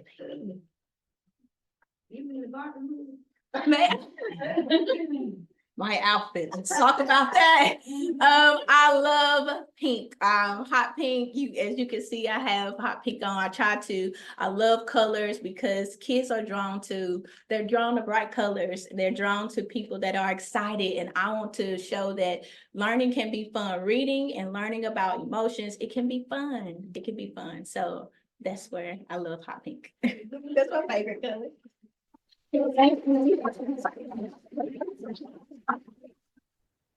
Thank you so much. And we are a little bit ahead of schedule, but that's all right. So our next act is the Wildfire Prevention and Smokey Bear Education Programs from the Mississippi Forestry Commission. Welcome back. You got it. Just gonna drag this out for time. So as long as you stay right here, we are on Zoom, people can see, so just don't come past that chair right there. All right, so as you can see, I'm not Shana Coker, that's my boss. Y'all can get her number off our website, which I'll go over here in a little while, but my name's Kevin Craig. People always ask me, what got you into forestry? Why did you want to get into forestry? Well, when I looked at the curriculum at Jones Junior College, I noticed that you could go outside instead of sitting in a classroom for 3 days. So that's what I did. But I definitely hit on what Miss Ford said. We really appreciate what the library programs do. My son's an avid reader in 3rd grade, so we really appreciate everything that the library programs does. So we really like to reach out to our library kids and get them involved in reading, Smokey Bear, and other events. So what do you provide for me? Well, first, what does the Mississippi Forest Commission do? The Mississippi Forest Commission, what we do is we fight wildfires. Since August the 1st up until now, we've had over 23,000 acres of wildfires in our state. We averaged last year around 19,000 acres. So we do have wildfires in the state. The year previous to that, in FY22, we had around 40,000 acres of wildfires. This year alone, I've seen fire in my 13 years here that I have not seen in 13 years. With that catastrophic drought situation that we had, the fires were bigger and they were badder than we've experienced in years past. So we do have wildfires here in the state of Mississippi. That's the number one thing we do, we protect 19.8 million acres of Mississippi land. What else do? We manage 16th section timber. A lot of y'all have kids or know of kids in the public school systems. Well, we manage the property that the school board owns, not just where the school sits, but even out in the woods, the hunting club leases all. We manage that timber for them. We manage 480,000 acres for a school board, which generates anywhere from $10 to $12 million a year for the school board systems in the state. So that's a big thing that we do. We also do a lot for the private landowners. So we will come out and look at the private landowners' timber. We won't give them a price value for that timber, but we'll point them in the right direction, make sure that their best assets are being withheld. We'll also do prescribed burning. We'll do dozer work for them, fire lanes and such. So we still do that, and we handle the southern pine beetle, which I'm sure everybody here has heard about, and the infestation in Ips beetle. So we'll try to help out with that. So that's just a little bit of what we do. But what can we provide to library programs? We provide educational events such as wildfire, prescribed burning, timber management, and so much more. So pretty much all facets of wildfire prevention, firewise program, and even timber stuff. So if you want to do a measurements class on how to measure trees, we can come and help out with that. We are the keeper of the bear. So what we do is we provide Smokey Bear programs. Now, the Smokey Bear program does have some stipulations that I'll go over here in a little while. But we also provide programs for older kids. We found that around the 3rd grade mark, they kind of lose a little bit of Smokey Bear. 5th grade, they're fine if they're in there with younger kids. But if it's going to be a 6th grade and higher event, we have other events that we can do other than Smokey Bear. We can bring wildfire visuals such as fire tools, fire rakes, or Nomex, fire helmets, and talk about that. We also talk about how not all fire is bad, because good fires prevent bad fires. So we can talk about some good fires, some good fire situations, why prescribed burning is not always a bad thing. For summer reading programs where Smokey can't be present, we'll go over why that would be possible in a minute. We can also read books like Family Tree by Lauren Hawkins, which is a forestry related book, which goes into detail about why it's okay to cut down trees as long as you plant trees back. So there's a lot more stuff that we can do other than just Smokey Bear programs. Well, if you see here, we have the summer reading program from the U.S. Forest Service. So that's something that you can look at if you don't want to have a big Smokey program, or you can't schedule us into your calendar. You can do this on your own. It's the Smokey Bear Reading Challenge. All right. So what are the rules of Smokey? Well, we try to have an MFC employee to wear the Smokey suit. Well, with staffing shortages, workload, wildfire, national wildfire too, because we do send people to Texas and other states assisting them, because in October, we needed that help. We have people from out of state assisting us, so we try to assist them when we're called. So we might not have the workforce to put people in Smokey every time. So the library might have to provide that Smokey volunteer force. We'll go over that if that's needed at that time. For this reason, the library needs to be prepared to produce a Smokey volunteer that best fits the suit. The suit normally fits somebody around 5'8" to 6'2". So I've had this happen before. I didn't go over that with the library program. And the lady that wore the suit was 4'11". It worked, but you know, an average size person will fit in the suit pretty good. It don't matter about weight or nothing because the suit has framing. We will also have to have a handler because the suit, I'll go over here in a minute, is very claustrophobic. You can only see pretty much if I'm standing in the suit, I can see y'all. I couldn't see you or that chair up under me. So the last thing we want is Smokey to walk into a room with a bunch of 7, 8-year-olds, tumble over, head fall off. We don't want that to happen. So we would like to have somebody to grab on to Smokey, make sure Smokey's safe. And again, that's not for the Smokey volunteer, that's really for the kids' benefit. Smokey is required to have a private dressing room, kind of a diva. So Smokey does got to have a private dressing room, and no photography can be taken or seen during the transition. So when Smokey is transitioning into Smokey, there can be no cameras involved. He is a Congress protected mascot, so there are some rules of Smokey. No dancing, no singing, point, thumbs up, wave. That's pretty much all Smokey can do. We do allow hugs and high fives. So he can do that. We try to keep in mind the library programs. If we're doing multiple programs per day, let's say if we have Brandon Library and they want to do 3 programs for different age groups, that's fine. We can do that. We can book one library for that day, as long as we're staying at that one library event. When that happens, keep in mind, the suit's hot, even inside. It is a little claustrophobic because what you can see. So we just ask that we try to limit the time, and that's our job to limit the time. The way I normally do my Smokey Bear reading programs, I will go in there and I will talk about wildfire prevention, fire stuff, whatever I can talk about, and I will notice when I start to lose the kids. The second I start to lose them, I switch to the story Smokey Bear. So I'll read the story Smokey Bear, which talks about how the original Smokey Bear was found, brought to Washington, D.C., and became the National Wildfire Prevention Bear. So I go through the story.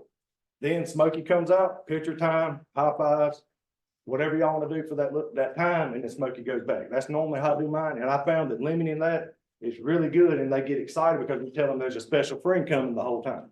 So kind of keeps them excited. But our outreach officers do really good of monitoring the kids, watching the kids, and we notice when we start to lose them, we'll switch to a different gear.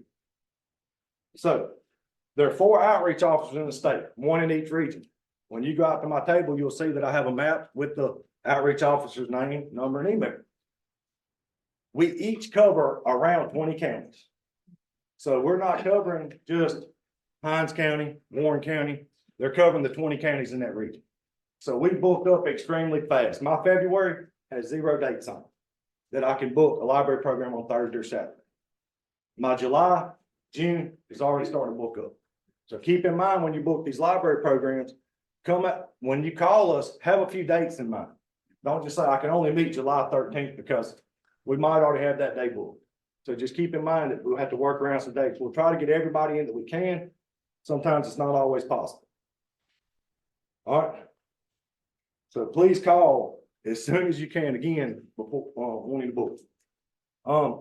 You can also look at the MFC's website. We have a lot of stuff, Southern Pine Beetle Prevention. We have our Firewise program. So if you have a library program that might be for the older kids that might be going into college, we can definitely talk about wildfire prevention and Firewise and how to set up their house for prevention.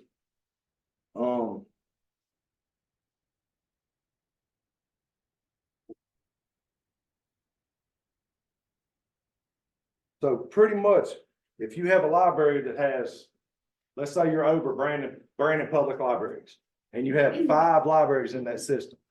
Well, if you could lump all those together and can collaborate on the outreach, trying to get the kids there, and we can do one big library program, that'll help out on the workload of the days we have to do for the individual 5 programs. So that's something that we're starting to kind of ask. If you can do that, let us know. Everything we do is dependent on national fire weather. Don't think just because we're not having fires here in the state of Mississippi that, like I said, we're not sending employees out. Like in August, when we got dry, I pretty much had to cancel all my events for August and September. So if I was booked in August and September to do a library program, I tried to make most of them work, but I did have to cancel some of them because of our wildfire danger here. Like I said, we also assist other states and may have to alter our cancel. Anybody got any questions for me? Like I said, whenever y'all call it, just, I mean, you know, have a few dates lined up. If you don't have the correct outreach officer's name for the region, that email number and address will call the boss. And she'll let you know, just let them know that, hey, I'm in Warren County. I want to have a Smokey program at my library, and she will definitely get you to the right outreach officer. Question.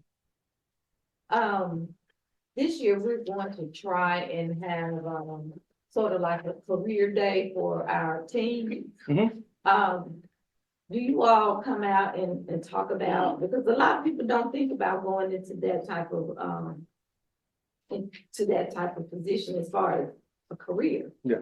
So do you all have a, come out and speak to children about what it takes to become an officer with the wildlife and fire prevention? Yes, we could either do it two ways. Either we can do it like I'm doing now and just give you a speaking engagement, exactly what you want. We can set up a table talking about career days if it's like a vendor event, or we have a PowerPoint that's set up that we can directly talk. If it's a smaller group, 15, 20, we can definitely talk about and get into the weeds with what we do. So yes, we definitely can do that. All career days are welcomed. With the workforce, we need career days. So we're definitely gonna do it. And when y'all call us, y'all are the boss at that point. You let us know what you're wanting, when you're wanting it, and how you're wanting it, and we will try to make everything work with the Mississippi Forest Commission standards. So don't just think, oh, they know what to do. We do, but we want to make your event the best event possible. I don't look at an event that was 2 weeks ago and now, oh, it's the same event, I'm not worried about it. No, I want to tailor that event to what y'all are looking for and make it be the best event that y'all can possibly put on. Because the library in Hancock County might not want the same exact thing as Warren County. They might want something a little different due to their area. If you're talking about the Mississippi Delta, well, they're going to want watershed stuff involved in it. They're going to want being, that's what the Delta is known for, the floods and all that. But the people on the coast,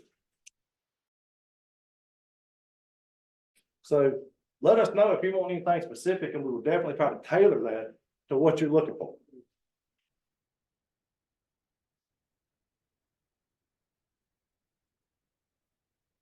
Well, like I said, I have my table set up outside. I'll be here until after lunch. Feel free to come by and talk to me. We do have a list of all the regions and the outreach officers on there. So make sure to get your outreach officer's number before you leave. I just wanted to add that Mississippi is participating in the Smokey Bear Reading Challenge. I sent an email out like a month ago apparently. And so we are still waiting to get all the materials, but there will be a roll of 500 Smokey stickers, a pack of 50 Smokey cards, and a stamp for each branch. So I was hoping those would get in January and you could take them today, but we'll figure something else out when they get here. We sure appreciate y'all time and what y'all do for the kids. Thanks.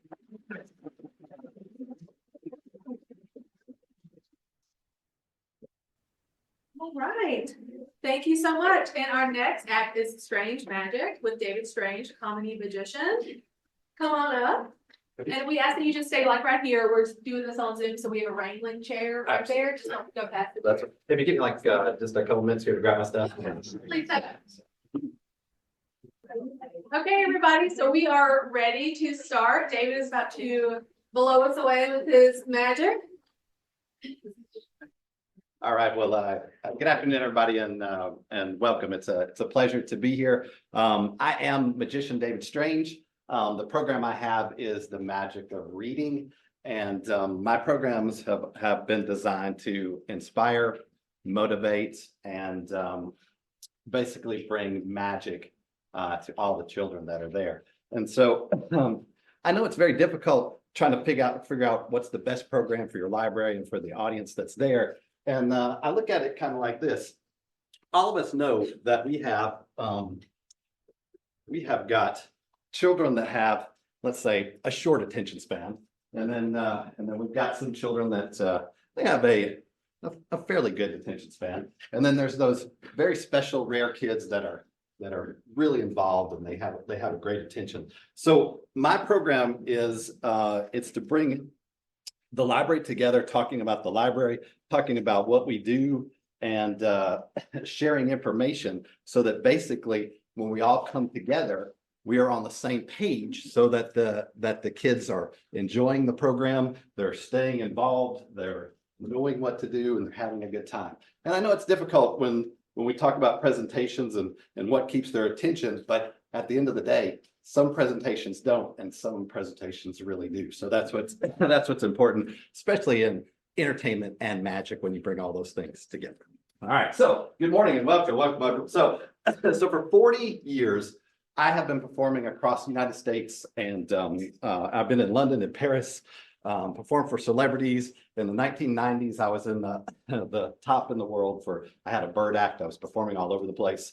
And for the last 25 years, I have really focused on how we can inspire and motivate our children so that they love to come to the library, they love to read. And that's what the Magic of Reading program is all about, bringing people together so that they really love and want to experience reading and coming together. And a lot of times in the show, what will happen is I'm going to focus on doing some magic so that when the children see that, they genuinely want to just understand or try to figure out what's happening. And then from that moment, they're going to understand that you can really take the impossible and make it possible. So since you're right here in the front, would you help me out?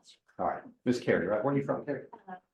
Or Benton County? Do you want to come up? Can you come around? Sure. Okay, perfect. Would y'all give her a big round of applause? I'll move this chair out of the way for you. Miss Carrie, come over here on this side for me, right? Perfect. Thank you. Miss Carrie, do you happen to know what this is right here?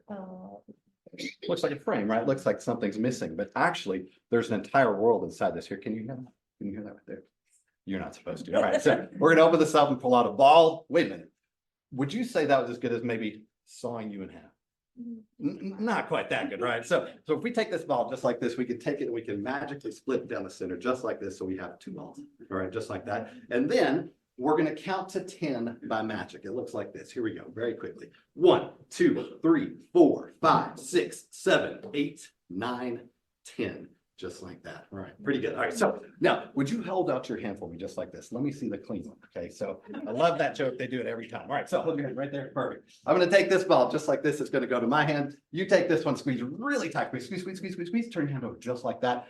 I'm going to count to 3, and then you say go. All right, so here we go. Watch. 1, 2, 3. Say go. Go.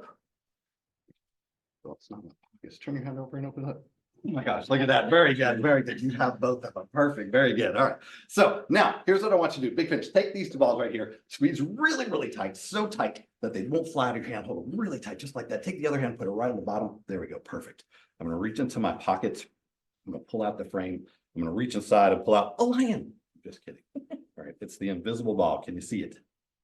No, it's invisible. No, here we go. We're going to place it right over here. We're going to make it visible, and then it's going to vanish. Here it goes. It's visible. It vanished. Usually a standing ovation, but that's okay. That's okay. Stay seated. Stay seated. All right. So if you so take your hand, slowly pull this hand away. Very magical. Turn this hand over. Open it up all the way. You have 1, 2, and 3. Give her a big round of applause. Ready to go, Terry. Thank you very much. Thank you. Take your seat. Give her one more big round of applause for me now. All right. Awesome. So throughout the show, what happens is there's a lot of interaction with all the kids that are there. A lot of times volunteers will come up and they're going to help me with the show, but we all know that children don't want to sit there. They want to be involved. So throughout the whole show, what's going to happen is they are going to be laughing. They're going to be yelling. They're going to be standing up, sitting down, spinning around in circles. They are going to be smiling. They're going to be raising their hands, wiggling their fingers, saying the magic words. Everybody is part of the experience. And so that's what it's about.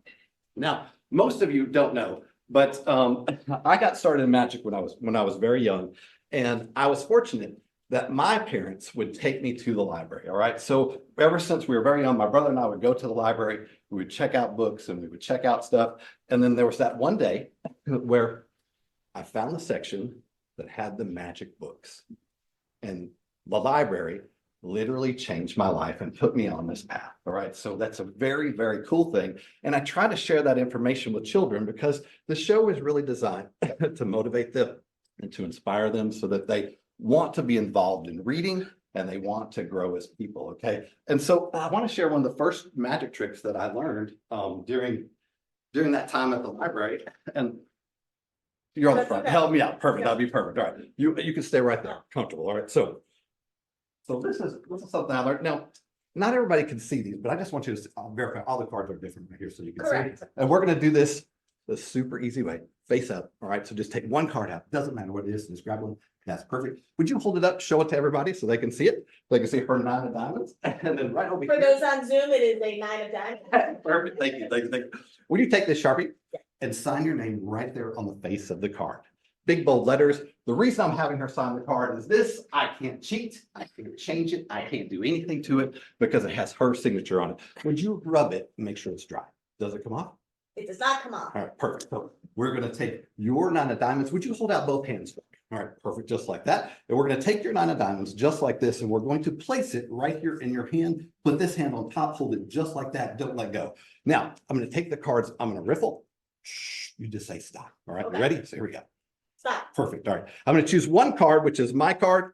And my card is, there it goes. All right. So my card is the 2 of spades. Now, this is what I have learned from going to the library. This is what I have learned through the magic of reading. This is what I have learned with hard work, determination, persistence, and taking action. Just like this. Watch, it goes right underneath. Did you feel that? I did not. Let's try it one more time. Did you feel that? I did not feel that. Did you feel that? I Okay, did feel good, that. good, good. Okay, so we're there. All right. So check this out. You can truly take the impossible and make it possible. Ooh. And I have his 2 of spades.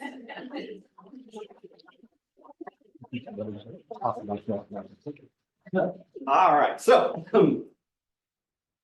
together, what we can do is when we teach our kids how to love to read, to be a part of the experience, then together we can motivate them, we can inspire them, and we can see what great things that they're going to do, all with the power of magic and experience, having this complete experience in your library. Okay, so I want to close with a quick story. And before I do this, I am located in the far back corner, so hopefully you guys come by and see me, and we can put the magic of reading in your library that's there. But just a quick story. When I was very young, just a little strange. I wrote that one. Thank you. All right, so yeah, they don't get much better than that. All right, so here we go. So when I was young, we went to visit my uncle in Wisconsin, and as we were driving up to Wisconsin, I kept saying to myself that I wish it would snow. I wish it would snow. Well, we live in Mississippi. You don't get to see snow that often. We had some here recent, but we don't really see it that much. So as we were driving up there, I wanted to see snow, but we got there was no snow. So I went to bed that night, and later on there was a knock on the door. It was my parents. They said, "David, get up. It's snowing." So I jumped out of bed and I ran up to the windows, which are right over here, and I looked out and I could see all the snow coming down. So I grabbed my coat, I ran outside, I looked up at the heavens, and the snow had hit my face and it hit my hands. And you guys know what? That was the first real magic I ever experienced. You see what I do up here? These are magic tricks. It's not real magic. But when I went outside and I saw it snowing, I thought that was real magic. So later on, we went back to Mississippi, and I actually grew up in Fulton, Mississippi. And there, when we got home, no snow. So my parents went to the store and they bought this. Snow in a can. That's right. So for the rest of winter, I would take this stuff and I would spray it all over the windows. Till by the end of winter, the windows would be completely covered with this fake snow. And I thought it was funny to tell my parents. I'd say, "Hey, look, there's a blizzard outside." They didn't find it that funny. Neither did most of you. But to this day, I still love snow very, very much.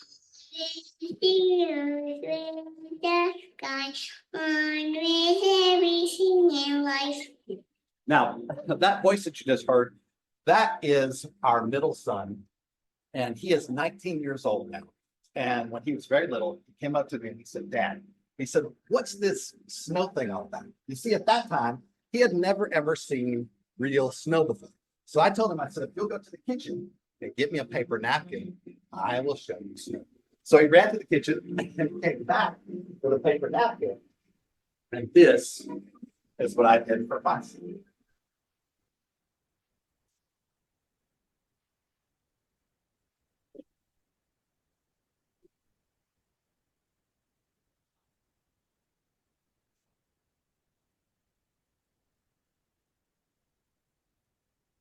That's the same exact response that you gave me. So I learned something that day, and I learned that real snow comes in many different sizes and many different shapes. But most importantly, real snow is made with water.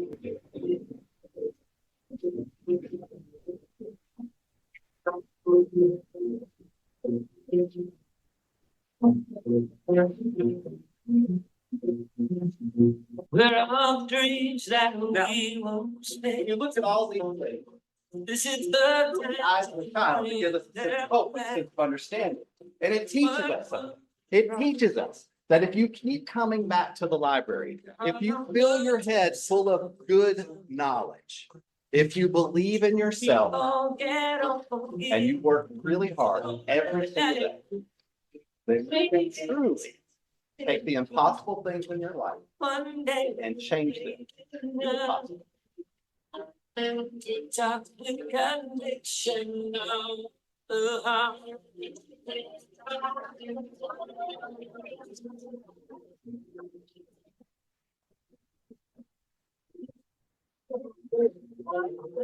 y'all very much.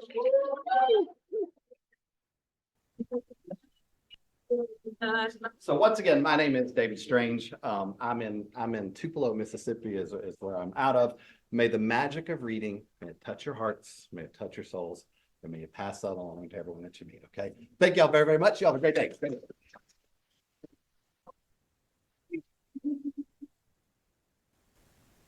So now we're gonna have a little break, so feel free to get another snack, run to the restroom. We will be back about 11:30. Yeah, no, earlier than that. Huh? Earlier than that. I don't know, 10 minutes. Okay, yeah, 10 minutes. Go back in 10. Well, about 10 minutes. Run around, run to the bathroom.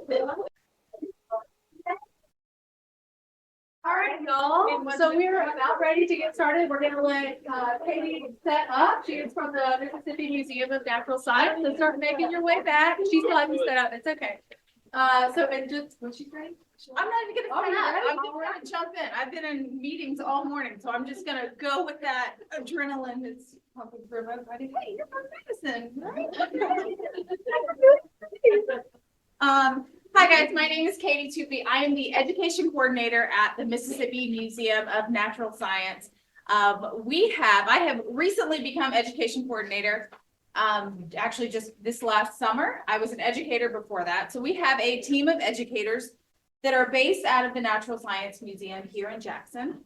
We also have outreach educators that are throughout the state. So we are part of Mississippi Department of Wildlife, Fisheries and Parks. We're a state agency. Sorry, I said I was jumping right in and then I had to like catch my breath. We're part of a state agency. So what we offer is we are teaching about Mississippi's natural resources. That is our goal, how to conserve Mississippi's natural resources. The purpose of my outreach educators, which again, we've got them in kind of the four corners of the state. So while us at the museum, we cover the Tri-County, Hinds, Rankin, Madison County. We'll have someone up in the Northwest who covers all the counties up there, someone in the Northeast and then down in the South.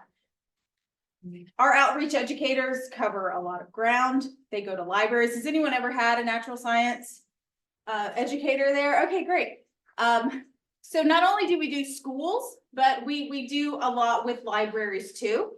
Unfortunately, y'all's really busy time for programming is our really busy time as well. So if ever we have to say, oh, sorry, we can't do it this day, we've got summer camps that kind of go all summer long, or at least through June. But we try and get educators to you guys as much as possible. Now, what we offer if we come to your museum, to your library, we usually do wildlife programs. So general wildlife, we're raising awareness for Mississippi wildlife. Usually it's, mammals, reptiles. Sometimes people want really specific things like just come talk about alligators. So we can do that too. But it is all related to Mississippi and animals native to Mississippi. Something that I am trying to do and that I would love to connect with more of you and make happen. We are facilitators for conservation curriculums, Project Wet and Project Wild. Anybody ever heard of Project Wet and Wild? So we do teacher workshops. Teachers can get CEUs. They come and it is all standards-based curriculum, but it's linked back to conservation of resources. So we have struggled with numbers, with teachers that we can get in to do these teacher workshops, because now you can go online and get your CEUs that way.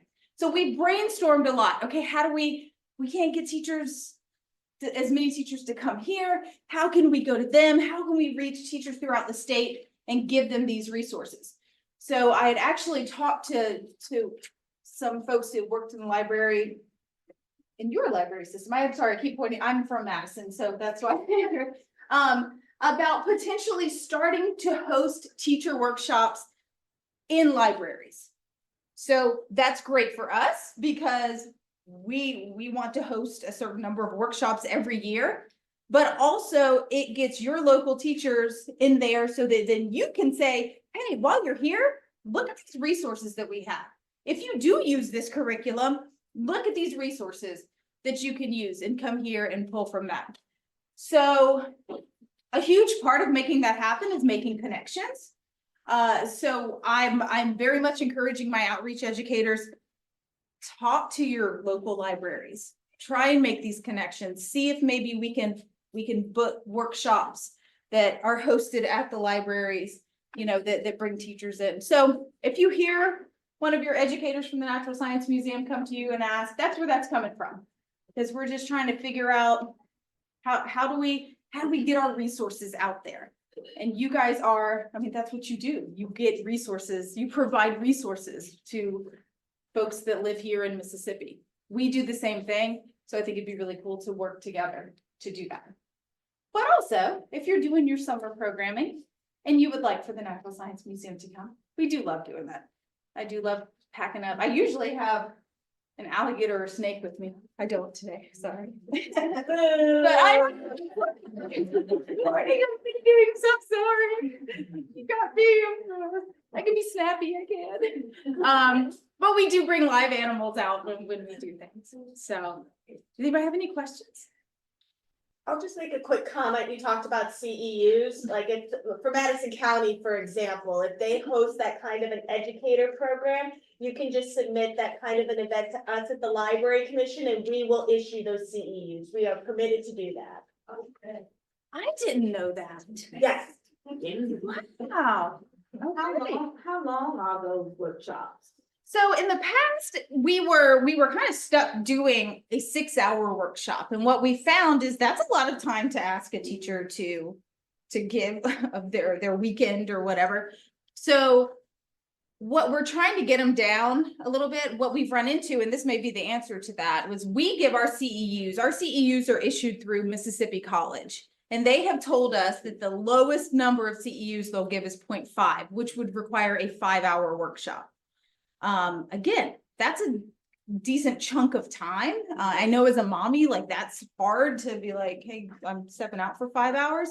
So we've talked about, well, what if we did it, like 2 hours on, like several nights or whatever, Tuesday nights. But I don't know if you guys can you give less than 0.5? We will issue less than that, but I know the Department of Education requires that the CEU certificates they accept be that 5 hours. So if they can combine them with maybe some other training, there's a way that we can work it out. Yeah. Just contact us, we'll see how we can make that happen.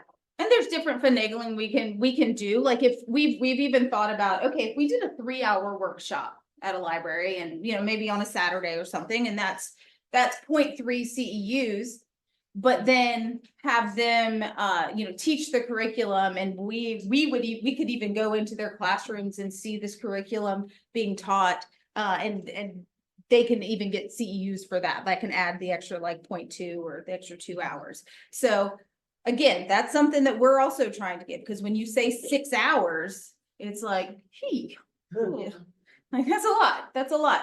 But typically it is, you do need to have a 5-hour workshop to get the credit for that. Yes, ma'am. Do those workshops like as a series? Absolutely, yeah. 5 straight Saturdays? Absolutely. You can go an hour every, and I've thought about, So they get their 5 hours? yep, because when or I guess when you guys, when it's issued, it is, you did 5 hours, that's 0.5 CEUs. And I think that that's going to be our best bet if we do something with library systems. Because again, it's hard for all of us to really give that chunk of time. But if we set something up and we had, a Saturday morning, an hour each Saturday morning, and then you get your complete workshop in. So the workshops are fantastic. Lots of hands-on, all hands-on activities, really. They're really, again, environmentally based, but also standards based. So we go through every time there's any kind of change to the state standards, we're going to change up how we're teaching, what we're teaching to those guys. So to the teachers. So it is neat. So anyway, I just think it would be a really cool partnership to work with libraries, and instead of teachers all having to come to the museum, I mean, there's libraries everywhere. So how convenient for them. And then again, not to repeat, but to repeat, that's a great chance for them to see what resources, they have right in their backyard. So any other questions? Really, I'm sorry, I don't have a snake. We good? I think we're good. All right.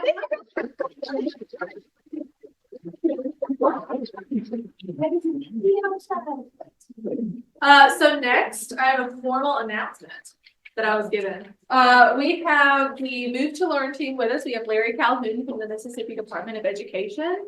Move to Learn is a free web-based resource designed to be fun for students, improve learning, increase student focus, and assist teachers with classroom management.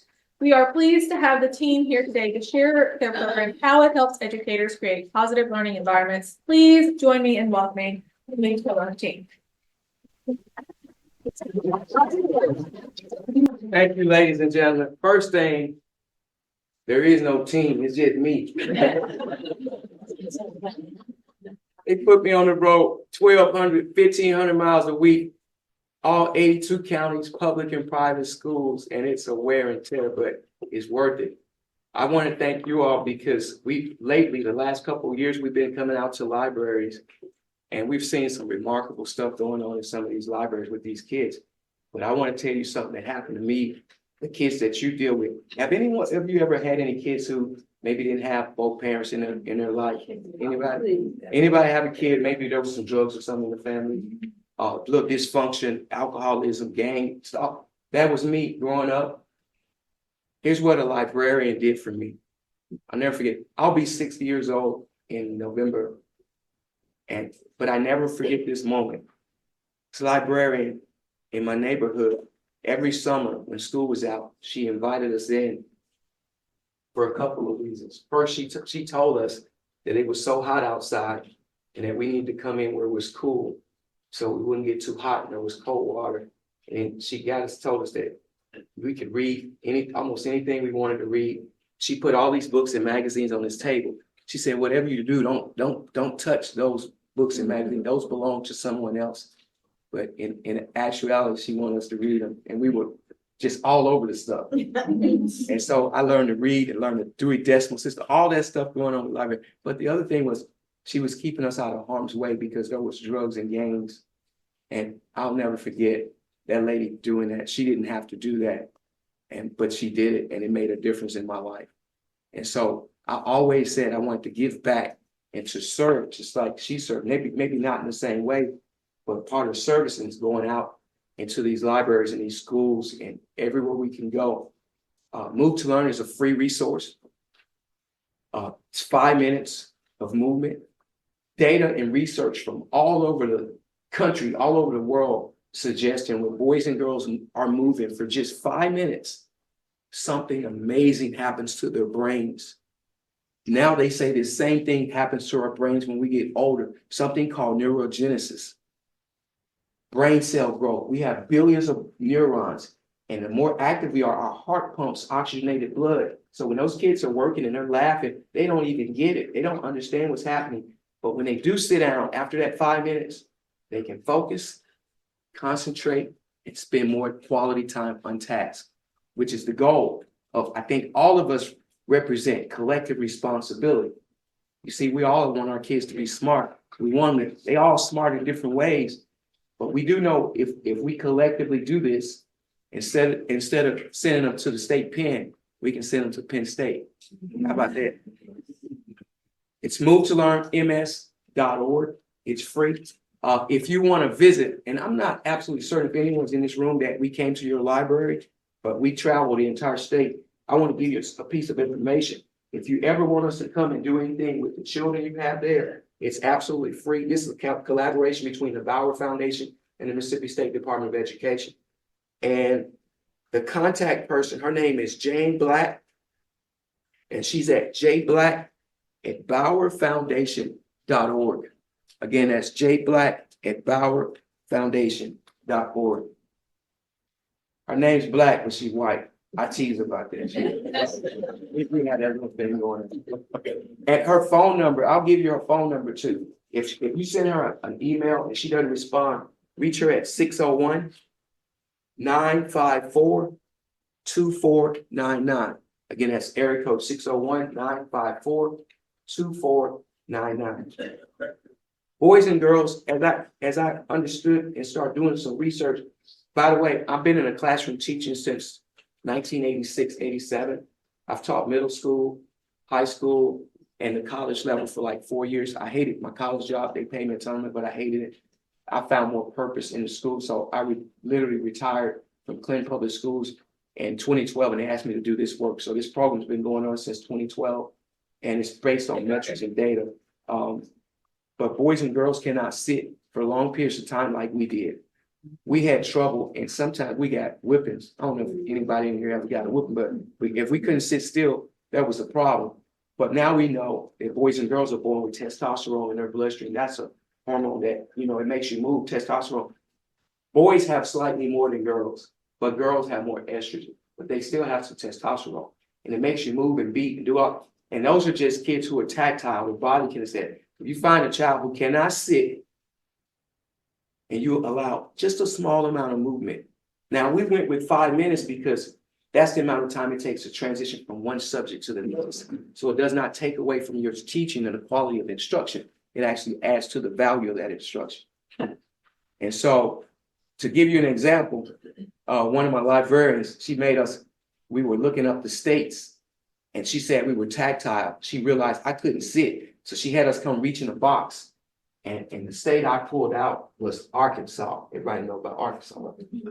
And so she said, you go back to your seat and you got to do something with this paper, crayons and pencils, and create something. So she gave me some ideas. So I go draw Noah's Ark, and I make it animated. I put arms and ears and eyes and a mouth, and I put a saw. The saw you saw down the limb. And I walk up. She said, come on up, baby. She called me a little brown chocolate chip. She said, come on up, little brown. I said, I'm not that sweet. Stop calling me that. And I walk up with the picture, and I show the picture to the class, and the class shouts. And I now start doing this with the picture, and the class shouts, Arkansas. And she said, baby, if you give me to tell me the capital, I'm gonna write your mama such a sweet note about how well you behaved today. And I walk over to the science table, and I pick up a little pebble, and I come back and I say, Little Rock. I never forgot that mess. I'm almost 60. I cannot tell you what I ate for breakfast or lunch just 2 days ago. How powerful is that? For each and every one of you, man, I'm telling you, your influence, sometimes you don't know who you're having influence on. And I see a lot of ladies in here.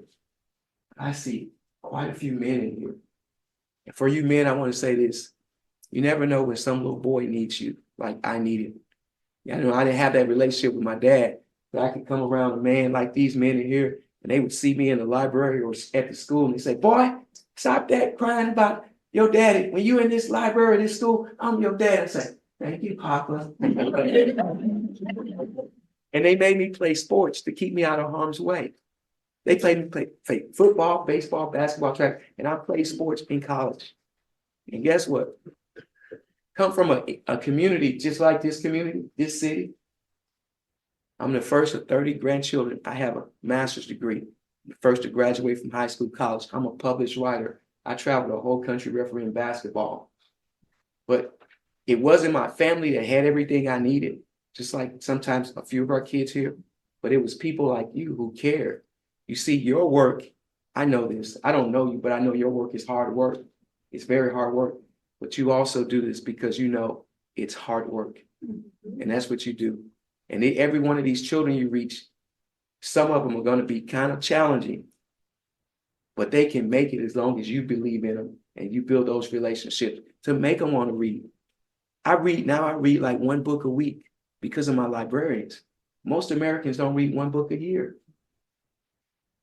I was reading stuff like Hamlet at 6th, 7th grade, walking down the hallways. To be or not to be? That is the question. What's this? Nobody demand to suffer the slave. Librarians had me writing stories. I would write in my writing class like a sports journalist because they let me read Sports Illustrated. Somehow, one of the pictures always came up missing in the Sports Illustrated. I don't know what they were trying to do, but they didn't let me read the whole deal.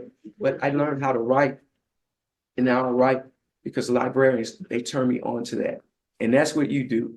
If you ever think about, I'm having a tough day, why am I doing this? Just know that to the world, you might be one person, but to one person, you might be the world.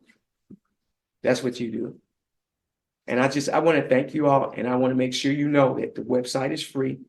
We'll come anywhere you want us to come for free. I would literally wake up in hotels and I forget where I am. It's a sacrifice, but you all make sacrifices every day. Look where you are right now. You're trying to make it better for wherever you come from. And it starts with collective responsibility and authentic love. If a kid ever wants to be around you and they don't want to get away, and you want them to get away, and they're a little me, like undiagnosed, I'm ADD, ADHD, ODD, I'm all the D's with a 5 and 4, but I'm fun. If you ever meet a kid like that and they don't want to get away from you, it's something about you and your energy. You see, we carry energy, positive energy or negative energy, but we carry in vibrations. And those kids are going to know you love them, even when you fuss at them.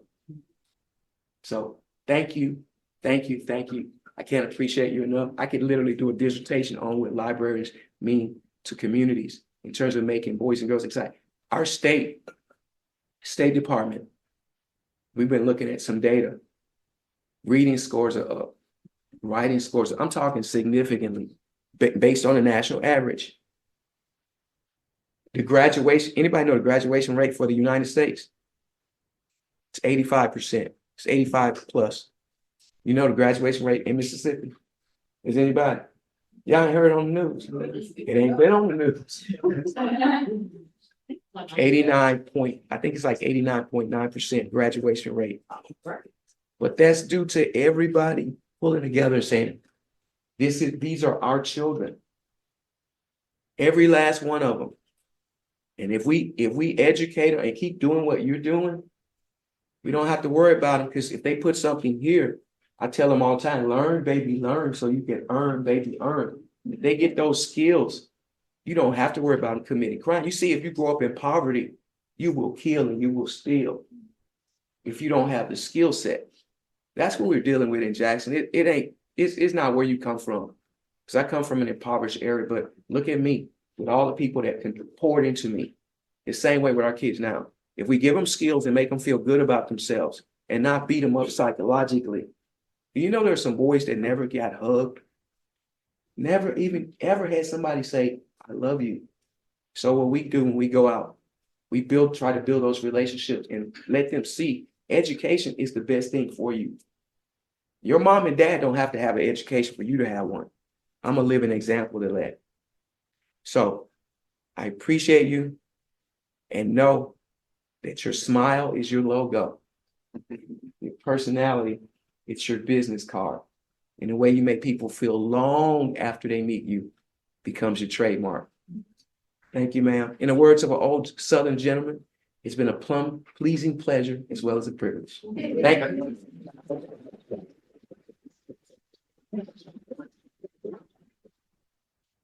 So I know we have reached the end of our official agenda before lunch, and so y'all are probably excited, but you can get even more excited because Charlie is going to come up and talk to us for just a little bit before we get into lunch. You don't have to run.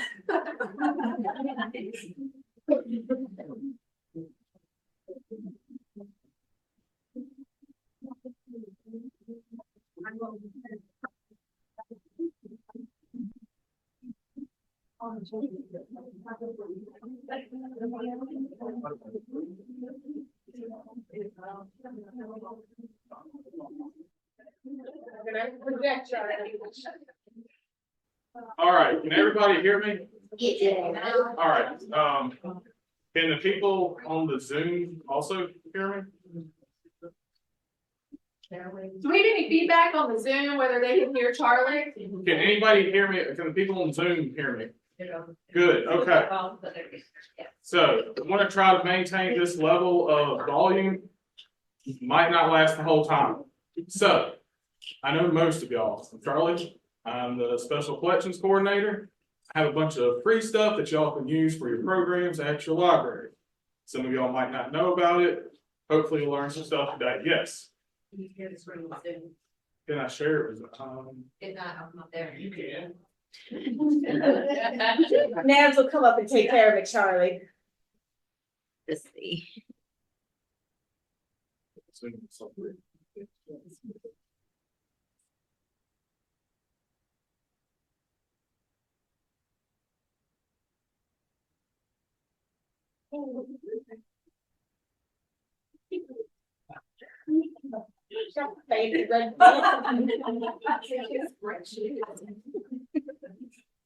Okay, so with Special Collections, it is all free to use. The only cost that you normally would possibly have to pay is the shipping it back to us. We will pay to ship it to you. You would have to pay the return postage.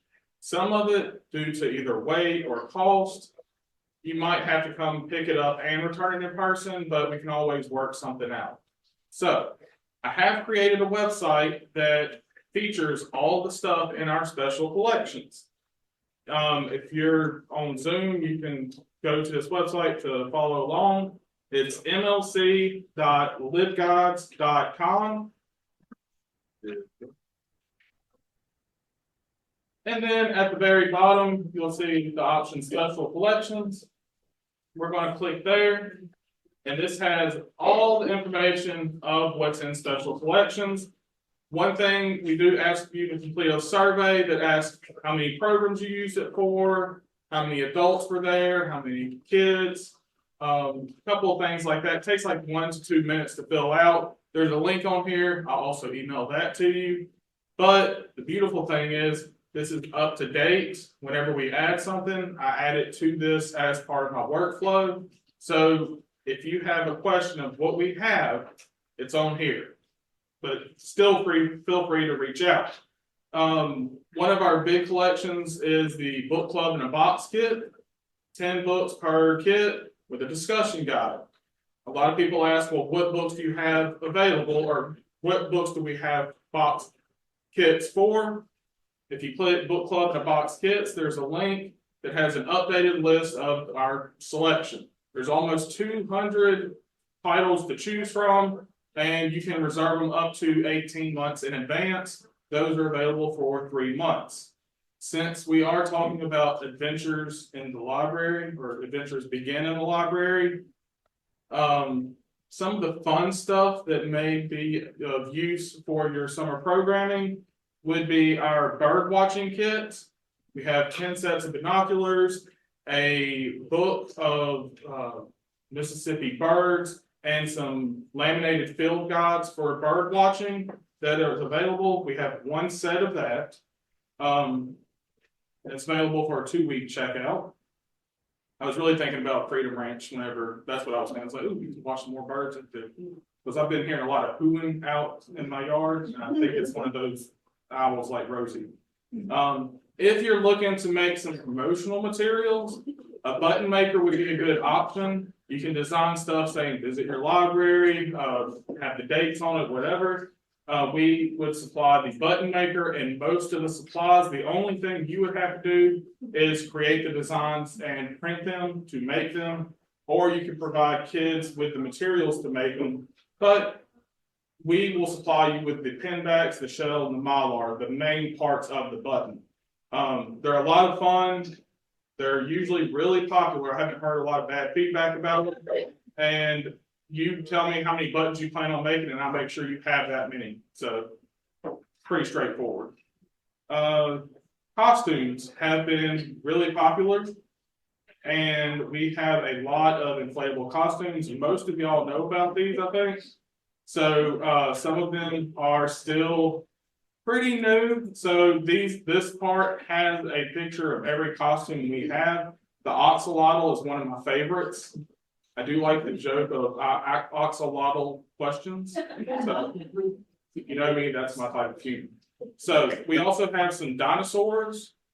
Where is it? The Diplodocus and the T-Rex dinosaur. And we also have one of an eagle. That would go good with some of these animal-related things, elephants. And yeah, there's a lot of costumes. And the fun thing about the costumes are the adults seem to appreciate them just as much as the kids. I've been hearing feedback that some of the adults are more excited about getting their pictures taken with some of these costumes than the children. We also have a rideable dinosaur costume. Makes the person wearing it look like they're riding the dinosaur, not everyone gets to ride the dinosaur, just to clarify. So, and those all run on 4 AA batteries. We supply a pack of them for you. If you do get them, I would recommend always keeping a backup set, just as standard practice, because you never know how quickly batteries will run out. So, another one that goes well with some of the dinosaur things that, was it Mr. Nick, the first person? We have foam dinosaur bones. There, we have 4 different sets. Now, I will put this little caveat out there. Some people will get annoyed by this. You have to know your kids and your adults, whoever's going to be playing with them. If they require detailed instructions on exactly how to build something, this might not be the best option for them. There are no instructions. This is just free play, all imagination. You have like 100 and something little foam bones. You create whatever you want with it. The sky's the limit. Well, about 3 feet is the limit. So, Wait, I get to make my own dinosaur? you can make and design your own dinosaur. Yes. So, it's been really popular. One of the libraries that had it recently had a write-up in the paper about the success of the program with it. So it's been a really popular set. Everyone that's had it has had good feedback. We also have, if you're into games, big outdoor events, a lot of people do that during the summer. We do have oversized games. Some of them have to be picked up there because of the size of them. But it's a good low, kind of like a passive program you can put outside or inside, just they might make a little noise. Since a lot of the things about adventure is storytelling and all that, if you would like to maybe run a Dungeons and Dragons or D&D for the people in the know campaign, we have a couple of kits that you could use for that and resource guides. Yeah, so let's see. Puppet kits. We do have, I don't know how many pictures of those.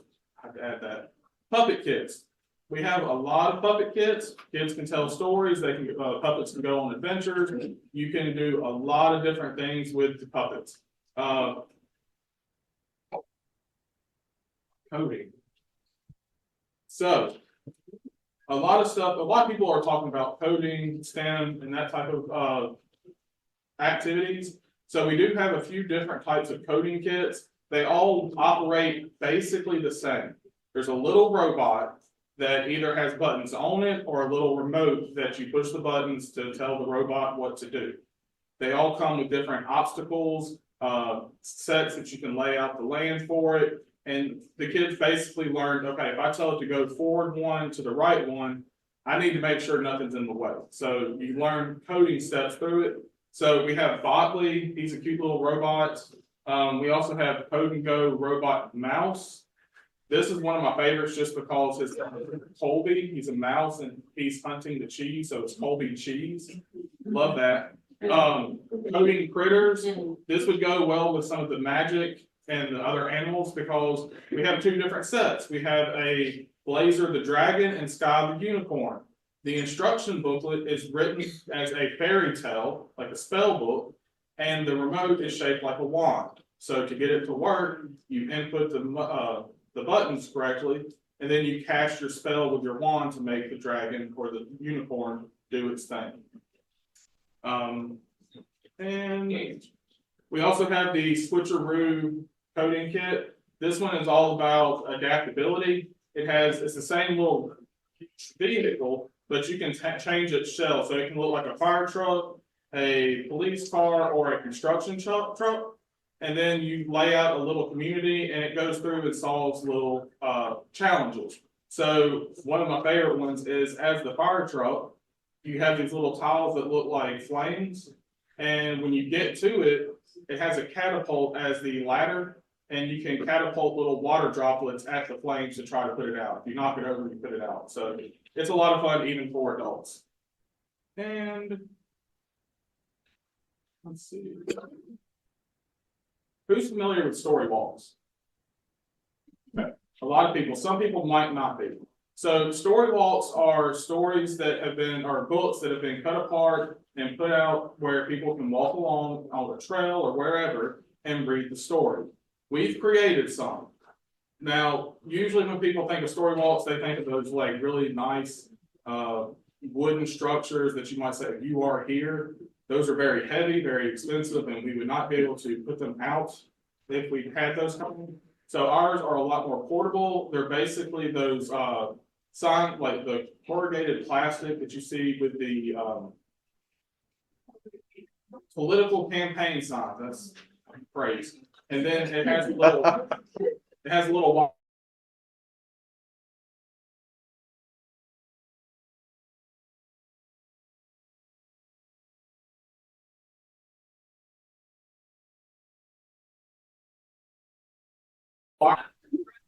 okay. A lot of people have enjoyed them. There's a QR code on the very last panel of it, so that if they have a smart device and internet connection, they can scan it and give you feedback about how many people are in their group and what they thought about it. Whenever you return it, I'll email you those QR code results if they complete it. Surprisingly, usually you would think, oh, this is for like small families or families with little children, things like that. My favorite comment has been one of a person saying that they were 83. They found this on their daily walk and they really hope that the families are enjoying it as much as they did. It's added to their daily routine. So it's not just for kids. A lot of people are enjoying these. So how much more time do we have? 1 minute. 1 minute. So if you have any questions, if there's anything that you are interested in borrowing or seeing what's available, my name's Charlie and my contact information is on the homepage.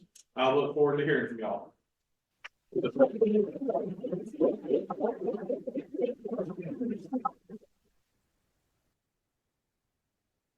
Okay, well, we've had an exciting morning and lunch is here. Again, hope you remembered what you ordered. If not, just all right.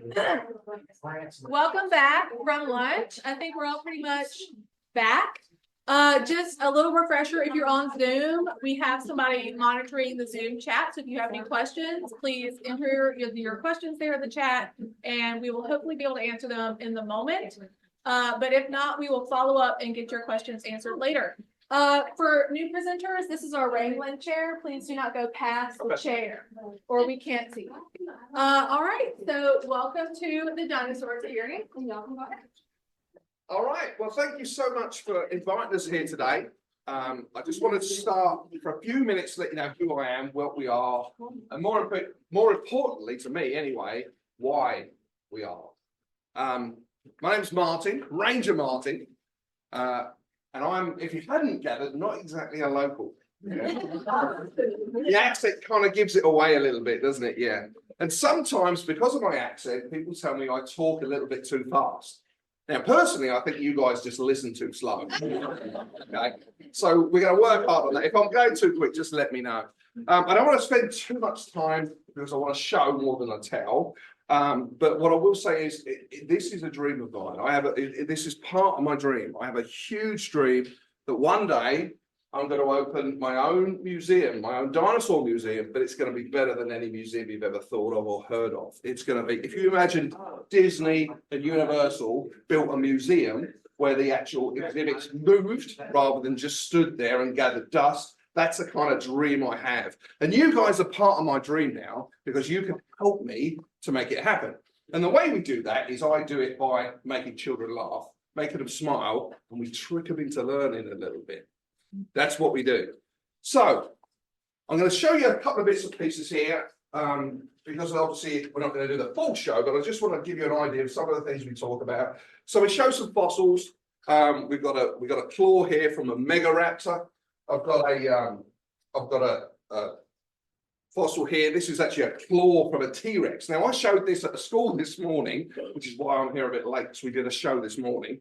And a little girl said, "I know what it is." So I said, "Come on, tell us, what do you think it is?" She said, "It's a nose." Yeah, it looks like a nose. Bit like a witch's nose. But anyway, so that's another fossil we show. And then I'll show them this one, which always gets them guessing, and they're trying to guess what this one might be. This one's actually a T-Rex tooth. And it kind of gets them going a bit. You know, it grows to the size of a banana, and they have 80 of these in their mouth. So can anyone fit 80 bananas in their mouth? No? No.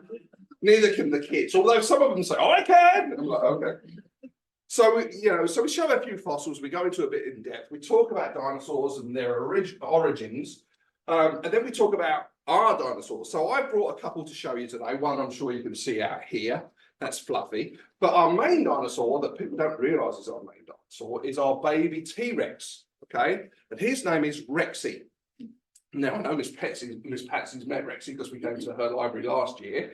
Rexy is a little bit mischievous. He's very young. He's only 6 months old. So, 3 months old. So when we bring him out to public like this, what we do, we give him some special medicine. And that medicine stops him, it basically puts him to sleep. So he's asleep. So we don't want him to wake up. So what I'm going to do, I'm going to get him out of his cage. I'm going to bring him in here and I'm going to show you Rexy, tell you all about him. But do me a favor, guys. Just keep quiet, okay? Don't wake him up, okay? Now, let me go and get him. I'll be about 1 minute. Let me get him. All right. Open the cage up.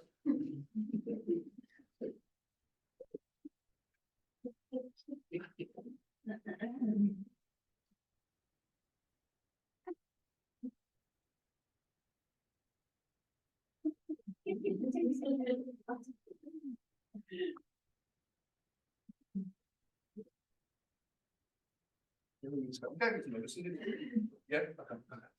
All right. So this is Rexy, everyone. God, I'm excited. All the kids start chattering now. So he's only 2 months old. Okay. He's just 2 months old. Now he's not very big. He's about 3 foot. So from the tip of his tail here up to his nose, he's about 3 foot. But that's nothing. When he gets big, when he gets fully grown, this guy is going to be so tall. If he was stood here, his head would go through the roof up here. What? Anyway, his head would be so tall, he'd go through the roof up here. It goes through the roof up here. So, that's what's happening. So we know he's asleep, okay, because when he's asleep, his eyes are really closed, okay? Like this. He can't see anything at all. Is he awake? No?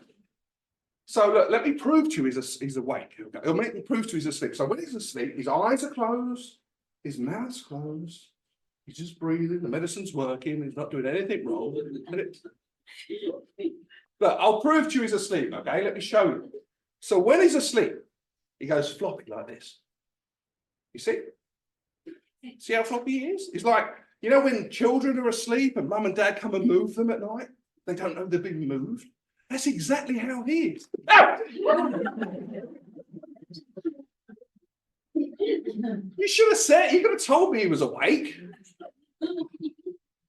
Rexy, you are being very bad. It's not funny, you're being bad. Everyone here is on their best behaviour, and you are supposed to be asleep. Now, I'll tell you what we're going to do. Now he's awake. I was telling you earlier about the T-Rex's teeth, okay? And what the problem is, because they've only got small arms, they can't clean their teeth. They get food stuck with them.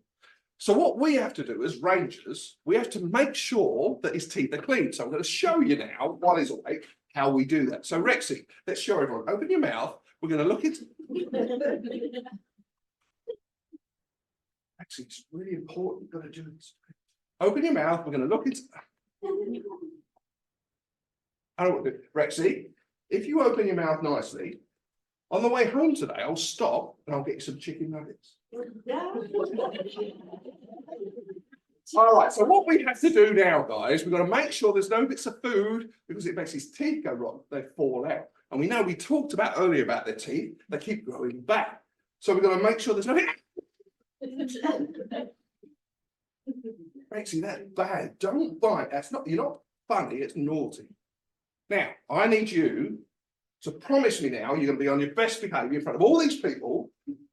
Promise me you're not going to bite anymore. Do you promise? Good. So we're going to... What? So we're going to look inside, make sure there's nothing wrong. So open your mouth, Rexy. All right, so we're going to look in here. No, it's okay, you promised. It's all right. So we're going to look in here, make sure there's... It's so bad. I know what we'll do. Tell you what we're going to do. Instead of using my finger, we're going to trick him. I'm going to use a pencil instead. Now, here's the thing about dinosaurs. They're really easy to trick because their intelligence level is very low. And they...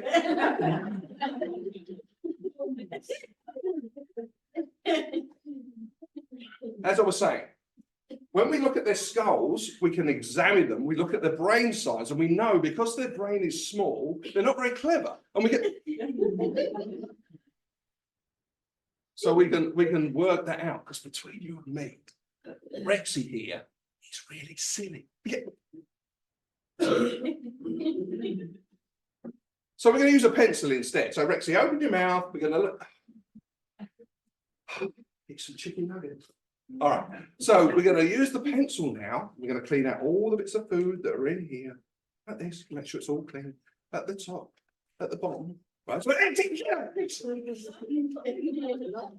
sorry. No.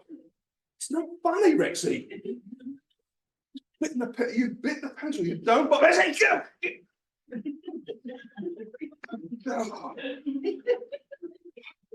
Sorry, this isn't going how we planned. All right, so I'll tell you what we're going to do. Being as Rexy is misbehaving a little bit, I'm going to introduce you to his friend. Okay, and his friend's name is Fluffy. Okay, she's a little girl.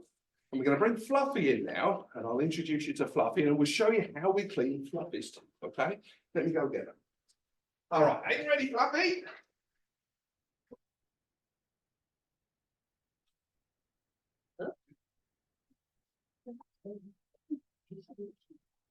All right. Come on then, Fluffy. One second, let's squeeze to get through the door. There's a bit more room than this, but... All right, so this is Fluffy, everybody.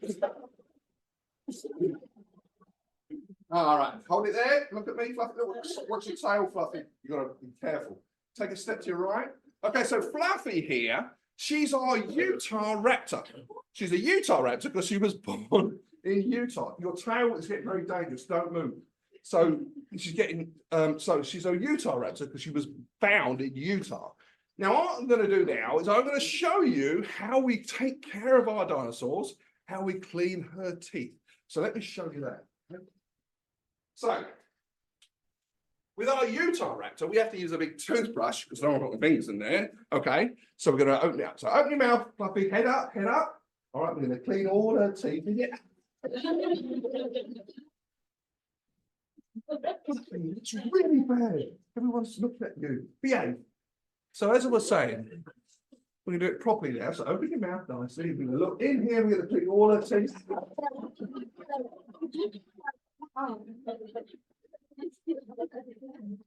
Oh, I'm sorry, guys. I don't know.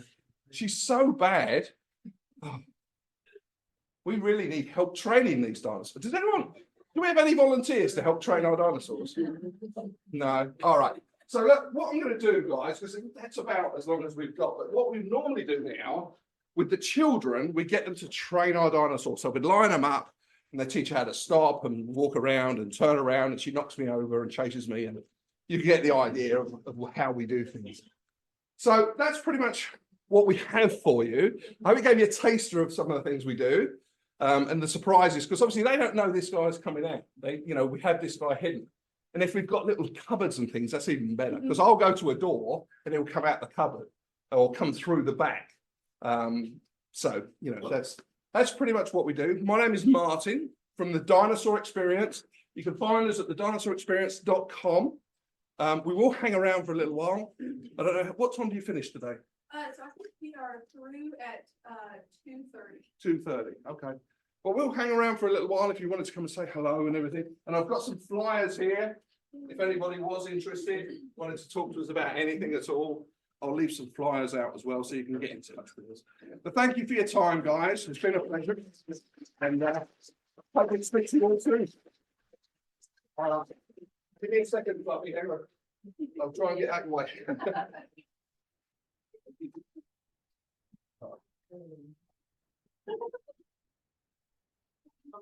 All right. Well, that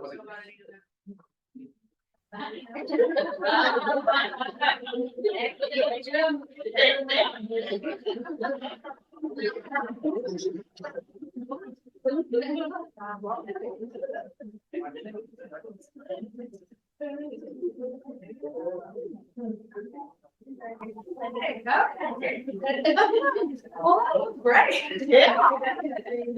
Didn't expect a full dinosaur today. So our next speaker is Jeremy from the Hattiesburg Zoo. He's the next person who's going to come and talk to us. Unless the dinosaur got in which case he will not. Thank you. He might be. We can crack it down. Do you want questions or? No. Any questions? No, Jeremy. No. Okay. I mean, do y'all have any questions while the Hattiesburg Zoo sets up? I like to fly. Me too.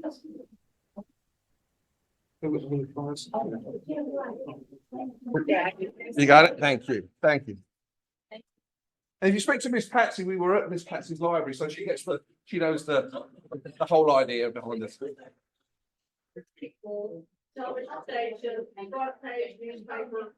That's another thing I would say, guys, is sometimes when we do libraries, we get more than the library can cope with. We're happy to do a second show. I'd rather do a second show than turn people away. So it's not unusual. We get, we'd fill up a room and we're like, okay, just keep the next 20 people out. We'll do a little show for them.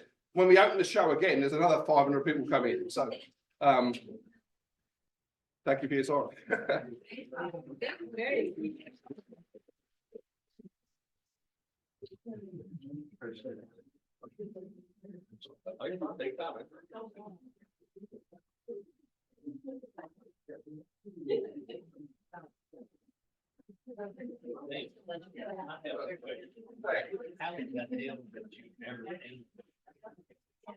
You know what? He happens to live right down the road from me, and it's like, we want to come over and try to do it all, we'll give it a shot. It just happened to work out perfectly like that. I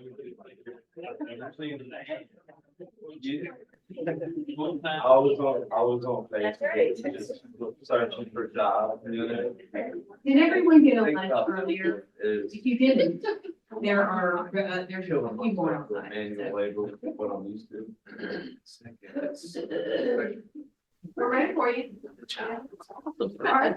Well, hi, everybody. My name is Jeremy Compton. I'm the Director of Conservation, Education, and Wildlife at the Hattiesburg Zoo. And we've had this program up and running since 2015. It's grown a lot. We visit lots of libraries. We want to make it lots more libraries. Our biggest thing is that we focus on conservation, right? Our goal as a zoo is to further the public's appreciation, respect, and knowledge of nature. You all as library have so many resources for these children, so many books based around animals, so many community events as well that we can use to get a hold of this. For summer programs, we can definitely come out there and help out. But throughout the year, if you have an event at your library that's all based around nature, you can invite us up. We'll have a great time. When it comes to summer programs, we know that every year y'all change themes. And we look at that and we start building themes. We're actually working on it right now back at the zoo. So we are going to be having a theme that's built specifically for the libraries. There'll be animals tailored to that theme. So every library will typically get about the same animals. There might be one species that differentiates. And then we never guarantee one individual animal because animals are moody just like people are. And if they don't want to come out, we're not going to make them come out. But typically our animals love coming on outreach and getting the attention from children. It's fantastic to see. If there's a specific group you want to cater to, this is where we get super awesome. So we follow the state's Mississippi College Preparedness Guidelines standards, and we follow those with every presentation that we do. So if you have, let's say, a third grade class that's coming out there and you need something for third grade and you need to justify it, we can justify it. We can send our standards that we'll be covering in advance to you as well. If you're like most libraries, where you'll have a diverse audience of all different ages, we'll just hit on several different topics throughout all the ages and we will get it covered. We also have an evaluation that we do on our end that will tell you how much the kids have learned. So if you need that information afterwards for grant purposes or anything else, feel free to talk to us. We can provide you that information. Elliot Fackler is our outreach coordinator. He and I rotate out outreach. And so he can give it to you right afterwards, or I can give it to you right afterwards as well. So what all is included? There's lots of stuff included. First of all, you get an awesome presenter, such as myself here. But you get things like this. So this is going to be a turtle shell, but something that kids don't realize and lots of adults don't realize is that turtles are vertebrates. So here you can see where we've got some leftover bones here. That'll be ribs. Going right down the middle, we have a space for a spine as well. Now, this is something that we'll use for... Sorry? We're on Zoom and people can't see you, but go past that. Oh, not a problem. Barrier of no trespass. God, I play D&D. I got this. All right. So we will show this to all the different students. We'll let them touch it. We try going hands-on as much as possible. There are some animals and some biofacts we do not allow the children to touch. One of those, for instance, would be this one. So this is a fire-leg tarantula, and it is embedded into some acrylic, so we can pass around. People can touch the acrylic, see it up close. You can actually see the eyes on here, which are super teeny tiny. Not many people get that option. Not many people want to have that option to get that close to a spider. This is a very safe way to do it. We explain to the kids, this is not a dead spider. This is actually a leftover exoskeleton. People forget that, tarantulas, they molt, they come out. So not every spider you see is a dead spider. There might be a living one watching you as you're looking at the other one. A little creepy thing to think about. But these hairs here are poisonous and the tarantula itself is venomous. So the hairs, if they get on you and it starts scratching a little bit, we'll get some tape, take it off. If it ever happens, our tarantulas never do that because we work a lot with our tarantulas. But it's just something fun for you to know. And they do have a venomous bite as well. That's nothing worse than a bee sting. So they're poisonous, venomous, best of both worlds. They're basically Hannah Montana. What they look like. If I could get two people, look at you two right there. Y'all look so fantastic, just waiting off to the side. And you can just walk up here for me for just a second. So of course, we always like getting people involved. This is just a very basic way we help to get some of the children involved. So if I could get one of you, we have to stand in front of the chair. We know this. So if I can get one of you to stand right about here and hold that side, you can pinch it. You're not going to hurt it.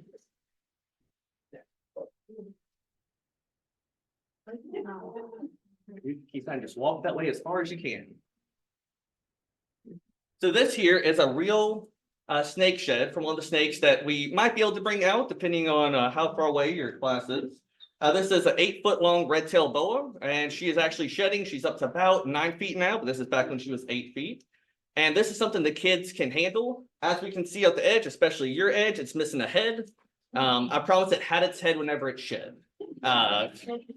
Just what happened was kids started playing with it. We let the kids interact with stuff. We get these about a couple times a year from our snakes. So if your children destroy stuff, we know it's not your fault. It's okay. Everything we have is replaceable. That being said, thank you very much. And thank you very much for that.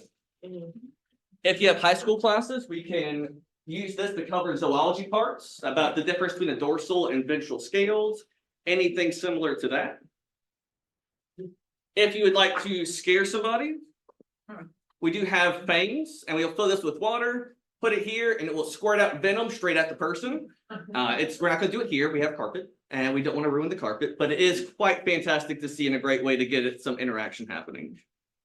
If you do not want us to sit up here and do a presentation like this, if you would rather us have a booth, we have tons of activities. If you stopped by my booth earlier, you saw some of them, but I'll tell you about 2 of them right now. First one is owl pellets. Kids love talking about poop. It's just a fact. We know those. If you didn't, now you know. Congratulations. This here is owl pellet. It is not poop, but it is similar to poop for the kids. And we have toothpicks. We'll provide owl pellets. The kids will pick through them in teams, and they will find, let's say we have some skulls here, like this is a rat skull. They can take those and compare it over here with our list of bones, see what it is they want to do. This is great for the kids to do with their parents, kids to do in teams by themselves. So if you have an all-day event happening, you want us to be there, we can do this. We'll provide it all, no charge for that. And of course, we'll pass around stuff like this as well, which is our flying lizard, because not everybody knows that some lizards are able to fly, quote unquote. With it being a library, we do want to read. So if we're coming for a summer reading program, we do have books. We keep our books very short because we do have about a 20 to 30 minute presentation we typically give. So we'll do a short little book. Here we got Eric Carl, Greedy Python. It was the one we read this past summer, and it was a huge hit with the kids. It also allowed us to prepare the kids for a live snake by reading a book about the snake before it came out. It also gave the adults a chance to take a couple steps back if they were not a fan of said snake. All right. So we do have a little bit of a cost. The program itself is free. After the first 30 miles from the zoo, the cost is 59 cents to the mile there and back. If you are in a district that does not receive much funding, please email us separately, or you can put it in the comment section. We will see what we can do. We do waive fees sometimes. We have a separate department at the zoo that handles all gift giving. So send it to us. We'll pass it on to them. They'll decide who it is that gets exempted from that fee. We're working on a sponsor currently. We haven't got it finalized yet, but keep hoping that we get sponsors. We have a completely free summer this year. That being said, while there's no charge for the program, we do have one little thing that we need from you all, which is we have BOGO coupons, buy one, get one free admission coupons to the zoo for the kids. We know that Mississippi, we do have some very poor areas. Where the zoo is located is unfortunately an area that does not have a very high income. So we will be sending these out to as many kids as we can get to make the zoo as financially accessible for those children. It's only $6 to come into the zoo for a kid, $8 for an adult. Still, sometimes people cannot afford that. I know when I was a child, we could not afford to go to the zoo necessarily. I'm sure that's the case with some of us here in this classroom. So we definitely want to do our part here. Also, if you would like some BOGO coupons, I'll just leave a nice little stack up here so that y'all can get them at the end of the day and come see us. Pass it on to whoever you'd like to. Our live animals are going to be anything from a cockroach, tarantula, all the way up to perhaps a porcupine. If you go to Mississippi Museum of Natural Sciences, they have a Earth Fest coming up, and we'll be there. We'll have some of our animals. If you're having small kids, we're going to bring small animals, and that's just going to be from our experience. We have brought out huge animals. We brought out everything from owl, porcupine, 8-9 foot snake. The second a kindergartner sees a box turtle, they break down and just have the best time of their lives. It is just what it is. We want to make the best impact for the kids. So if you have an age range that you're expecting, send it to us and we'll prepare accordingly as much as we can. So that being said, to book for the Hattiesburg Zoo, you just go to hattiesburgzoo.com. It's pretty straightforward. You hit on Zoo Outreach and you will scroll down, fill out the form. It's got all the information there for you. There is another resource I wanted to make everyone aware of while I had a second. I'm a board member for the Mississippi Environmental Education Alliance, and we have a website. It is MEEA, MEEA, and Mississippi MS. So MEEANMS.org. If you go to that website, you hit outreach up top, it will list it'll have a list of different educators in your area that can come out to your library, come out to your schools, pass it on. If you're in an area that doesn't have many, you can add onto that list, email us.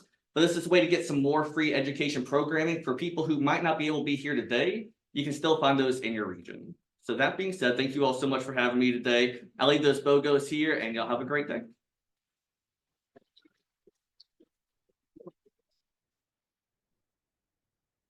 Anybody have any questions? Just real quick. Oh, yeah, sure. What was that website again? MEEA, MEEA, MEEANMS.org.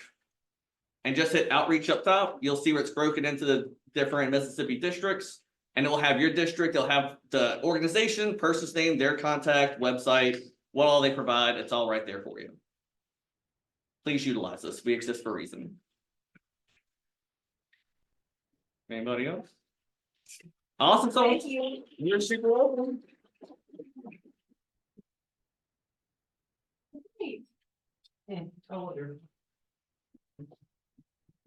There's a dinosaur out there. I don't know if we can. Fluffy strikes again. All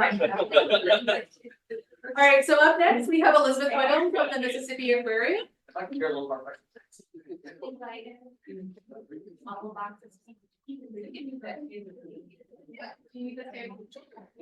Actually, I don't know, I said sure. Yes, I do. Oh, I'm good. How are you? Oh, no. Do it to us. Sorry, I went to college together. together. I didn't realize this. Gonna set up my stuff real quick. Please feel free to talk amongst yourselves.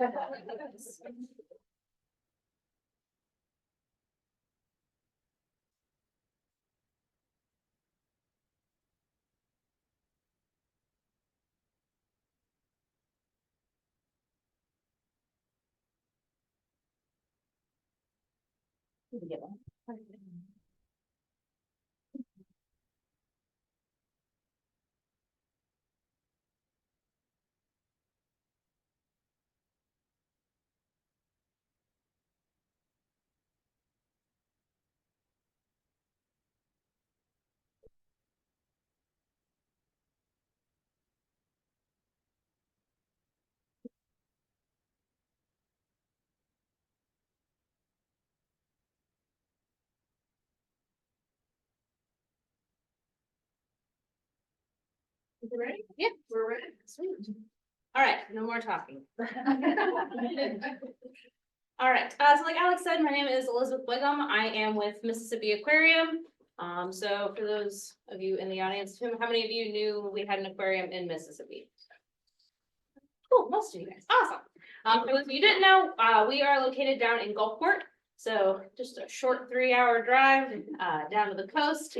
That's where we're hanging out. Now, for a lot of you, I know the Mississippi Aquarium is not within reach of your library. Fortunately, we do have an outreach program, which is what I'm going to go over today. So I'm first going to kind of go over the aquarium itself, our 3 pillars, kind of what we stand for, and just what the aquarium looks like. Because at the end, I'm going to talk a little bit about our virtual programming as well. So first things first, the Mississippi Aquarium stands on 3 pillars of community, conservation, and education. So everything that we do, we want to bring those 3 key ideals into everything. So going out to libraries is going to be a really big part of that, and it's going to encompass all 3 of those things, bringing education out into the community. And all of our educational components are going to kind of circle around conservation. Sorry, I'm a little rough. I'm pregnant currently, so it's hard to breathe. So I'm panting a little bit, but so going out into our community is going to be extremely important for us. And one of those things that we want to bring are going to be a lot of our biofacts. So I brought a couple of those out there. If you guys passed our table, you saw we have a bunch of them. We have a ton more we can bring out. So depending on what you guys want is what we'll bring. So we'll start with the aquarium itself. So on campus, we have about 40 different exhibits. So this is going to include our new building, Changing Tides. So we've got animals anywhere from octopus, we've got seahorses, we have a sloth, we've got a bunch of tortoises, and then over 300 species of fish. So when you first walk into the aquarium, you're not going to see any of those things. You're going to see some beavers over on your right, and then on your left, we've got 3 American alligators. As you go through the aquarium, we want you to kind of feel what it feels like to look at all the different ecosystems across Mississippi. So we have a lot of freshwater environments, and that's going to be our outside portion. So that's why we have the beavers and the alligators. And then as you move through, you'll see our river system. And then we have a huge building called our Aquatic Wonders building. And here is where all of our saltwater animals are kept. So our 3rd floor is going to be our touch habitat. So you're going to actually get to interact with the animals. So we have stingrays and sharks. We have little tiny cleaner shrimp.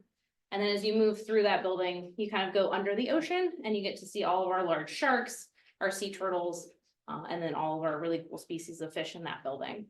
We also have, going back outside, we've got 4 river otters. And then as you go down, we've got 4 bottlenose dolphins as well. And then our last piece is going to be our aviary. So we do have a whole portion outside where we have all of our birds. So I'm going to reference that again at the end. I'm going to talk about our virtual stuff. But that's just kind of all of the things that we have at the aquarium. Now, when we come out for outreach, I will kind of go over some of those animals, and I'll bring a bunch of things to kind of reference them. Mostly it's going to be our biofacts again. Ooh. Close my list. All right, so for our outreach, we have our website, so that's going to be msaquarium.org.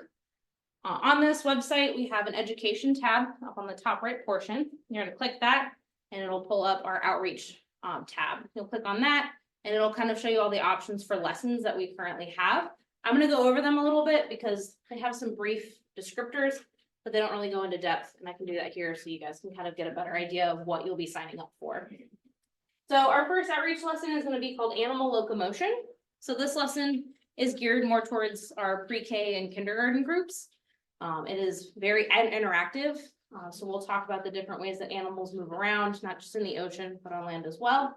And then we actually get the kids to get up and do those motions themselves. So if you have a very energetic group that you know is going to be coming, I highly recommend this lesson. It is a lot of movement, so it's really, really fun. Our next one is going to be Adapt and Survive with Sharks. This one is really interesting if you've got groups that are interested in sea life. And if you're within about an hour and a half of the aquarium, we're actually able to bring sharks into the library. So we have live sharks that we bring into this huge cart, and the kids can actually see those sharks. Unfortunately, past an hour and a half, sharks don't do super great, so we can't bring them past that. So in this lesson, we really talk about just all the fun adaptations that sharks have. So we talk about their teeth, we talk about the ways that they hunt, all of the different senses that they have.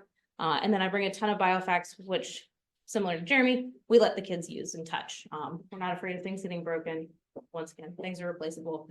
Memories last forever. So I'd rather kids have a really good time interacting with all of these elements than worry about if they're going to break them or not. So we've got a ton of things that kids can handle for that lesson. Our next one is going to be life cycles.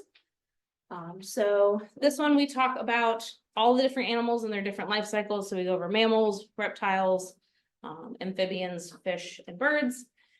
We bring biofacts for that as well. So I left my eggs out there. We've got a whole bunch of eggs out there. So we can kind of talk about all the different animals and the ways that they reproduce. And then we go over metamorphosis really heavily in that lesson. So that was a lot of fun as well. The next one we do is our Web of Life lesson. So this one is going to talk mostly about food webs. So how animals interact with each other. And we can even go into local animals. So depending on what region you're in, I'll definitely do my research before I get there. And we'll talk about animals that kids see pretty much every day and the way that kids' actions can interact or affect those animals and those food webs. Then we've got Wild About Reptiles. So my sea turtle shell. So this one goes really in depth with reptiles. For this one, we like to bring our ambassador animals, so we can bring animals to pretty much any of these lessons. So these are gonna include things like we have a whole slew of box turtles. We also have some red-footed tortoises. We have 2 different species of snakes that we can bring out. And then we recently got some geckos and skinks as well. So those I can bring anywhere in the state. So if you guys want some ambassador animals to come out, we can definitely bring those. There is no limit to how far we will travel as well. But in this lesson, we'll talk about what makes a reptile a reptile. So does anyone know what makes a reptile a reptile?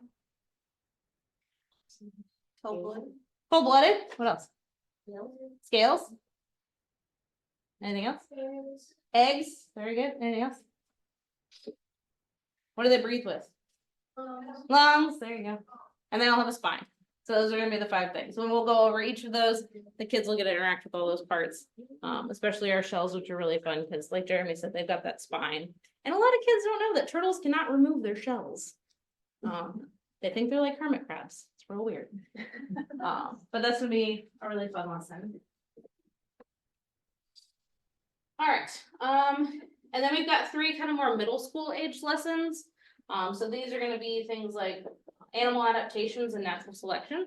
So if you're expecting kind of a middle school age group, this one's a lot of fun because kids will go into what natural selection is, how animals adaptations can either help or hinder them in certain scenarios, or as the environment is changing, how those scenarios can affect populations of animals. We do an activity in that one too that's a lot of fun. So they essentially are predators and they try and eat different animals, and then the ones that survive to the end are the ones with the adaptations that help them in our natural selection in essentially in motion. All right, our next one is animal care and enrichment. So this one we talk about the animals at the aquarium. The kids get to see how our vet team does our annual exams.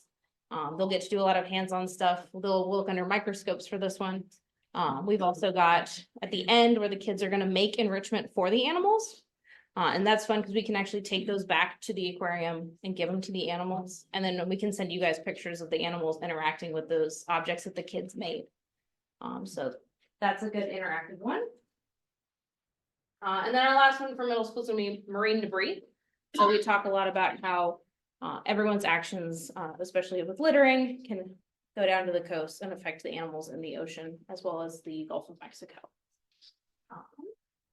That one we go a lot into the scientific method. So we'll have the kids work in groups, talk about, essentially go through the whole scientific method. They come up with a hypothesis on how to decrease marine debris, and then they kind of create an experiment, and then they share it with each other and kind of run through how that process works. And then if you're expecting an older group, we do have 3 high school age lessons. So this one's going to be population growth. So we're going to talk about exponential population growth versus kind of substantial population growth. And we'll go into a lot of graphing in this one. So this has a lot of math. And if you're looking at kind of bringing graphs in or looking at more scientific readings, this one's a lot of fun.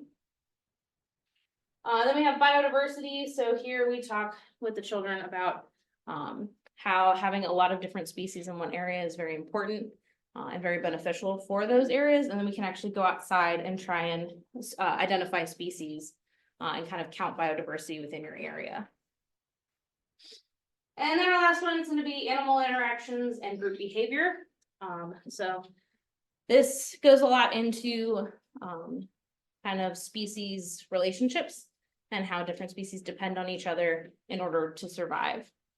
So once again, a nice kind of older group activity. If you're expecting a bunch of little ones, this one might fly over their heads a little bit.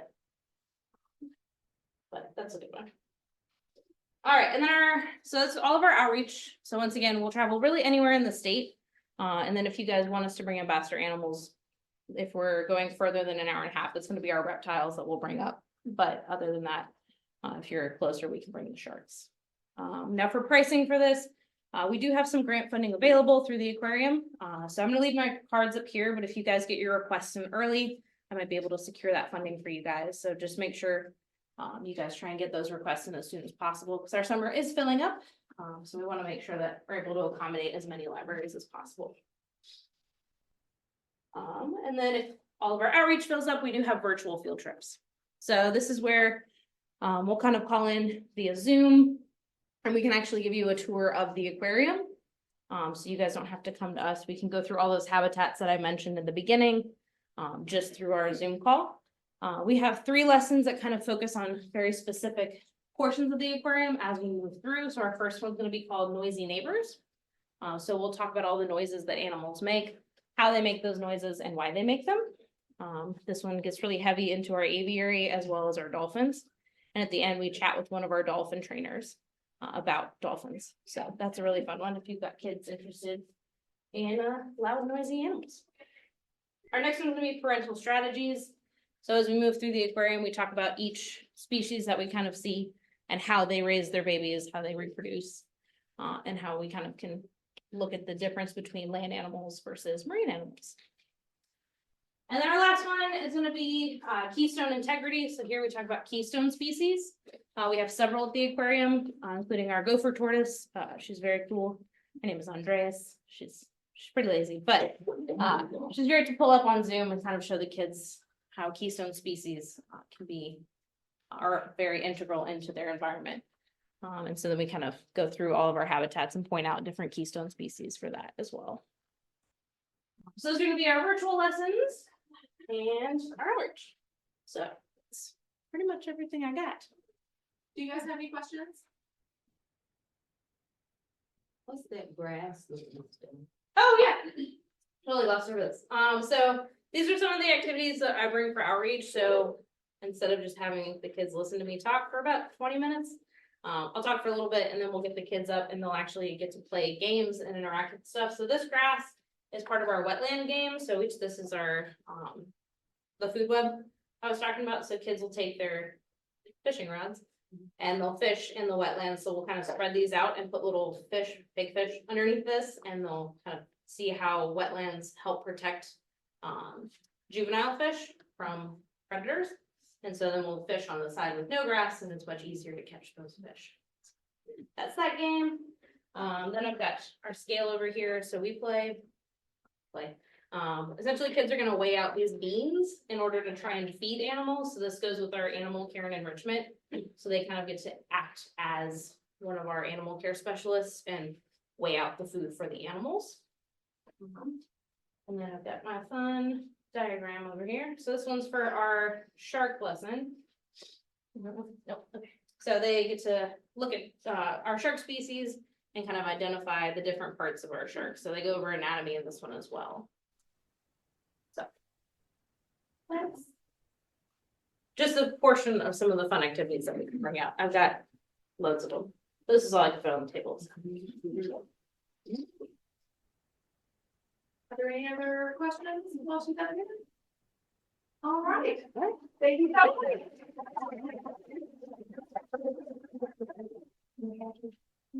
You need copies and stuff?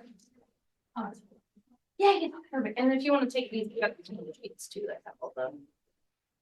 This is not just me trying to touch the shark. You can totally touch the shark. You don't have to lie. Look, I would. As long as they're little. Well, we do have alligators. Can you bring them? Yeah. Oh, it's so cute. Thanks. All this. Ponytails and petting zoo. Y'all come on up. And before we totally get started, is there anybody that did not get a flyer? You'll raise your hand back there.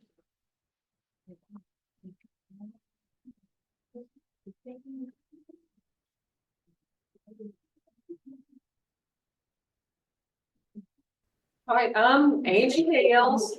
This is my daughter, Mary Beth, and we have a small business, Angie Hales Ponytail. I always say it's TALES because you're telling a tale instead of wagging a tail. We feel like every event is a story. And we have been all over the state of Mississippi and actually into Alabama and Louisiana. And one of the biggest things is the attraction. If kids knows animals, if they know animals are going to be there, they are going to show up. wherever we go, it seems like we are always covered up with kids. You can't hardly see what's going on. The popularity is astounding. I thought, why couldn't I have been this popular in high school? We have a petting zoo, and that includes like goats, sheep, an alpaca, pig, mini donkey, mini pony, mini cow, rabbit, chickens, ducks. We have like a small reptile encounter if you wanted to add it, which would be a snake, a tortoise, orange tortoise, and a lizard. And everything we have is considered domestic livestock. Most people are surprised that the alpaca is not considered to be an exotic. Everything is domestic that would be found on and could be found on an average small farm or anybody doing things like that. One thing that has always shocked me is the children that don't recognize even the domestic livestock, and we're talking about even up into the teens. You know, what is that? It's a cow. You know, you see them on a regular basis, but they don't have any idea, especially if it's in the cities and things like that where they just don't get out and see average animals, and they're always liking those. We're an attraction, but we always pride ourselves on being educational. Often kids are learning something they don't even realize they are learning just by enjoying the animals. We like to be interactive. If the kids feel comfortable, they can come in, get around the animals, feed them, pet them, things like that. We have had goats that we could milk at certain times. So we have that as well. Also, we have pony rides. The pony rides would include like a hand-led pony with a saddle or a hand-led pony with a cart. 2 adults can fit on the cart. We've had 4 or 5 kids, you know, it depends on the size. 3 to 5 kids can fit on the cart, and it would be hand-led around. Or we have the 4-pony carousel, and usually that thing is going to be moving if there are kids there. Our ponies are going to vary in size, so any size child should be able to ride. We have the small, mediums, and larges, and so even if there was a adult-sized child, you know, if they're getting on up there, even though, I mean, you see teenagers that they really want to ride, yeah, we're going to make sure they get their ride. I've done events from 2 hours to a week long. We've gone to schools, churches, fairs, festivals, city promotion events. We've been to the Meridian Public Library. NAS Meridian. I've been doing this since 1999. I started with a couple of ponies when I was still working as a firefighter, and it's just grown from there. So we've gotten pretty popular there. The benefits, one would be the attraction. If the kids hear about them and you're just trying to draw them in, if they hear about it, they're going to be there. We're also very versatile and flexible from size to what you may need. If it's specific animals, if it was a book reading program, you can accentuate the animals that are there, like the tortoise and the hare. I don't know if anyone has read any Marguerite Henry books. I remember it because I read it when I was a kid. I read every one of them, and she had a lot of animal books, the burrows and all. One of her most famous series is the Misty series, and it features the Chincoteague. We actually have a Chincoteague pony, and his name was Sea Star, and it came with that name. And if you knew the book, you would understand. But if you wanted to bring in a book reading focus, we could accentuate that.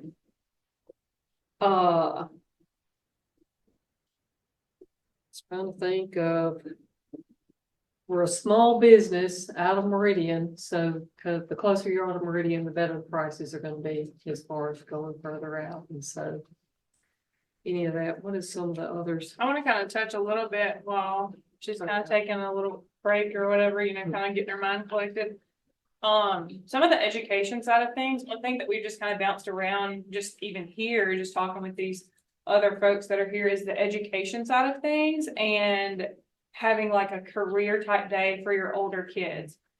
So I'm Mary Beth, I'm her daughter. I grew up my whole life, you know, with all these animals just at my fingertips, working with them.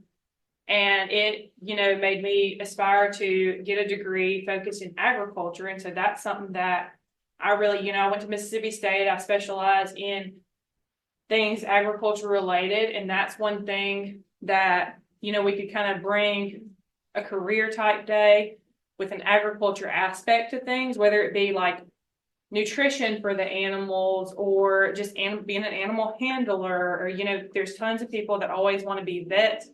And while neither of us have a medical background or we're not vets, we do have to medicate some of our animals. And that's one thing that we can discuss. And, you know, these children that, you know, they can handle these animals and say like, oh, this is absolutely something that I still want to pursue. Or maybe they decide that that's not something they want to do.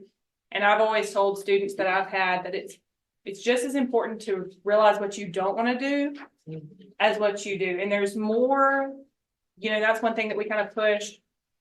There's more than just, you know, kids going to college. There's degrees that they can get and things that they can do that are in the workforce. And that's something that we kind of, you know, with our animals and things that we kind of want to bring to light, if that makes sense. And another thing she had mentioned, like teenagers and kids not recognizing an animal. We've had tons of kids that haven't realized that the milk that they drink every day comes from a cow. And so whenever we have these animals that are, you know, producing milk that we're able to milk and show them here, you know, milk comes from a cow type thing. I think it's very, you know, it's good for kids to see that, or even realizes that sheep produce wool and cotton is a plant. You know, that's things that people really don't think about. When they're able to come in contact with these animals, it kind of, you know, gets their brain turning while they're, you know, having fun and not really realizing what, you know, that they're really learning stuff. Just like, they were talking about with the aquarium, what is a reptile, and you can go over what is a mammal, you know, what characterizes that. I have done a college for kids class at Meridian Community College every year for the last lot of years. And it is a lot of fun, and it's just watching the children and how even some of them, just watching them come out. The animals can really just bring children out, not any kids, no matter what their condition or shape, you know, the animals just really bring the kids out. As far as your educational, like I said, it can be from this level to this level and talking to them. And one thing we do need to focus on is, like I said, our teens. That seems like that's when they're kind of getting away. And so we want to kind of make sure they come back in and seek the education that's going to benefit them. You mentioned small based, kids always say, or am I from a farm? I said a farm, a zoo, an asylum. Some days I'm not sure. It just varies on the day. Do y'all have any questions? I have a question. Do you have a website? We have a Facebook page, and it should be, you should be able to look it up. Did you get a flyer? I did not. Because we have a number on there. You can call or text you anytime. We'll return it. Looking at the flyer, I think this is pretty much what spring and summer.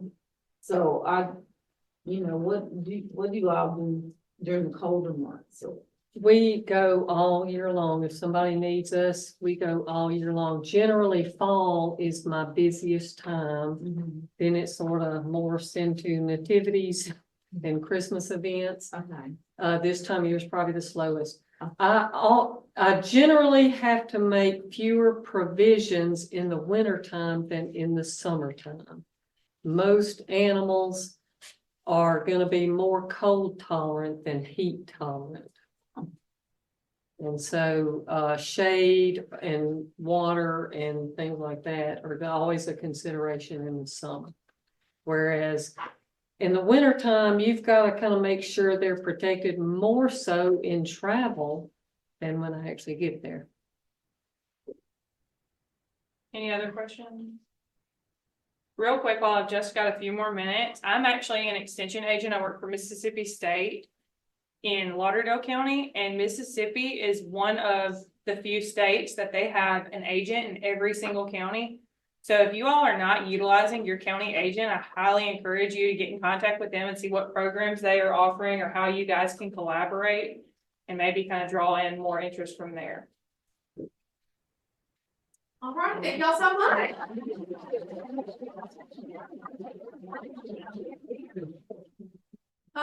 So I know this says final questions, but I think most of our presenters have kind of gone back out to their tables or are packed up for the day. So we wanted to give y'all some more time to go around and be able to speak to them.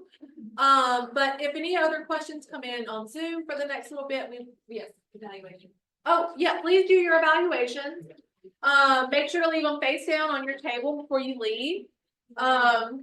Yeah, I think that's it. Thank y'all so much for coming. It's been great.